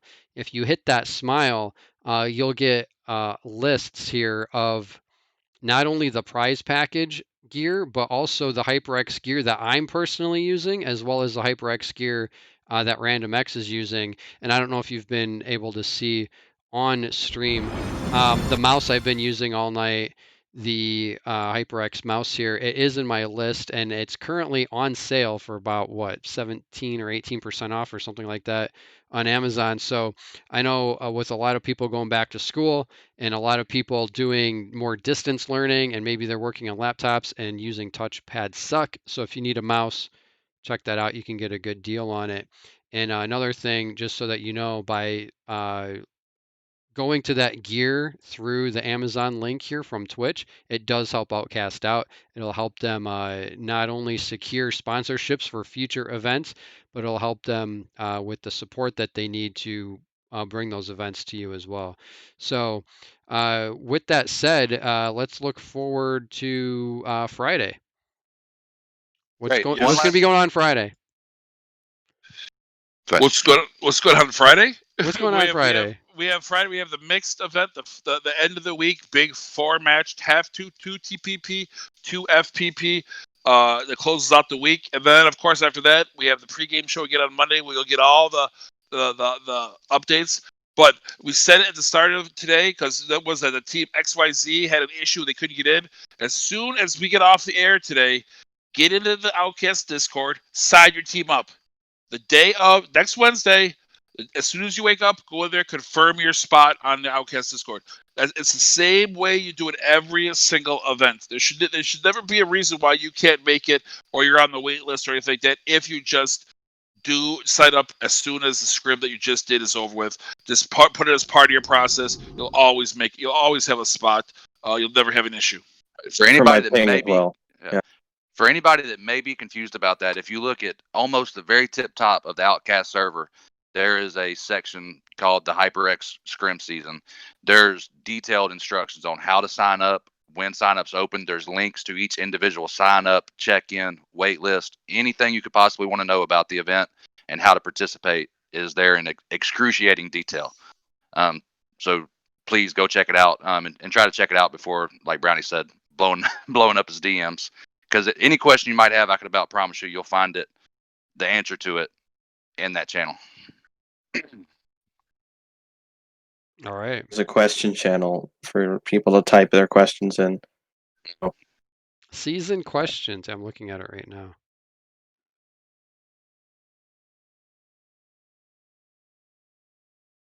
All right. So again, thank you, Nikki. Thank you, guys. I appreciate it. And we'll have on Friday, hopefully, we'll have a little sneak peek at the Power Rankings halfway through after 2 events and the Cherry Topper Papa Rankings.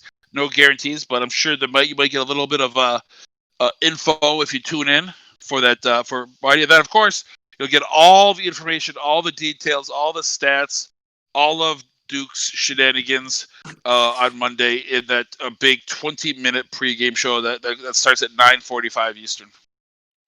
All right, cool. Anything else to add, guys? I think that's it. Great See y'all in done, 2 days. right? All right, we're Don't gonna forget. roll a little music. Wait, what was that, C-Dub? Said one more time. Do not forget to sign up. Sign-ups are open right now, Brownie? Question mark. I'm posted scores at sign-ups in like 2 minutes. So yeah. By the time y'all By hear the this, time on you hear screen, this, signups will be open. Yeah. All right, we're gonna roll a little bit of music, a little stream ending time, and then we'll see you guys back on Friday.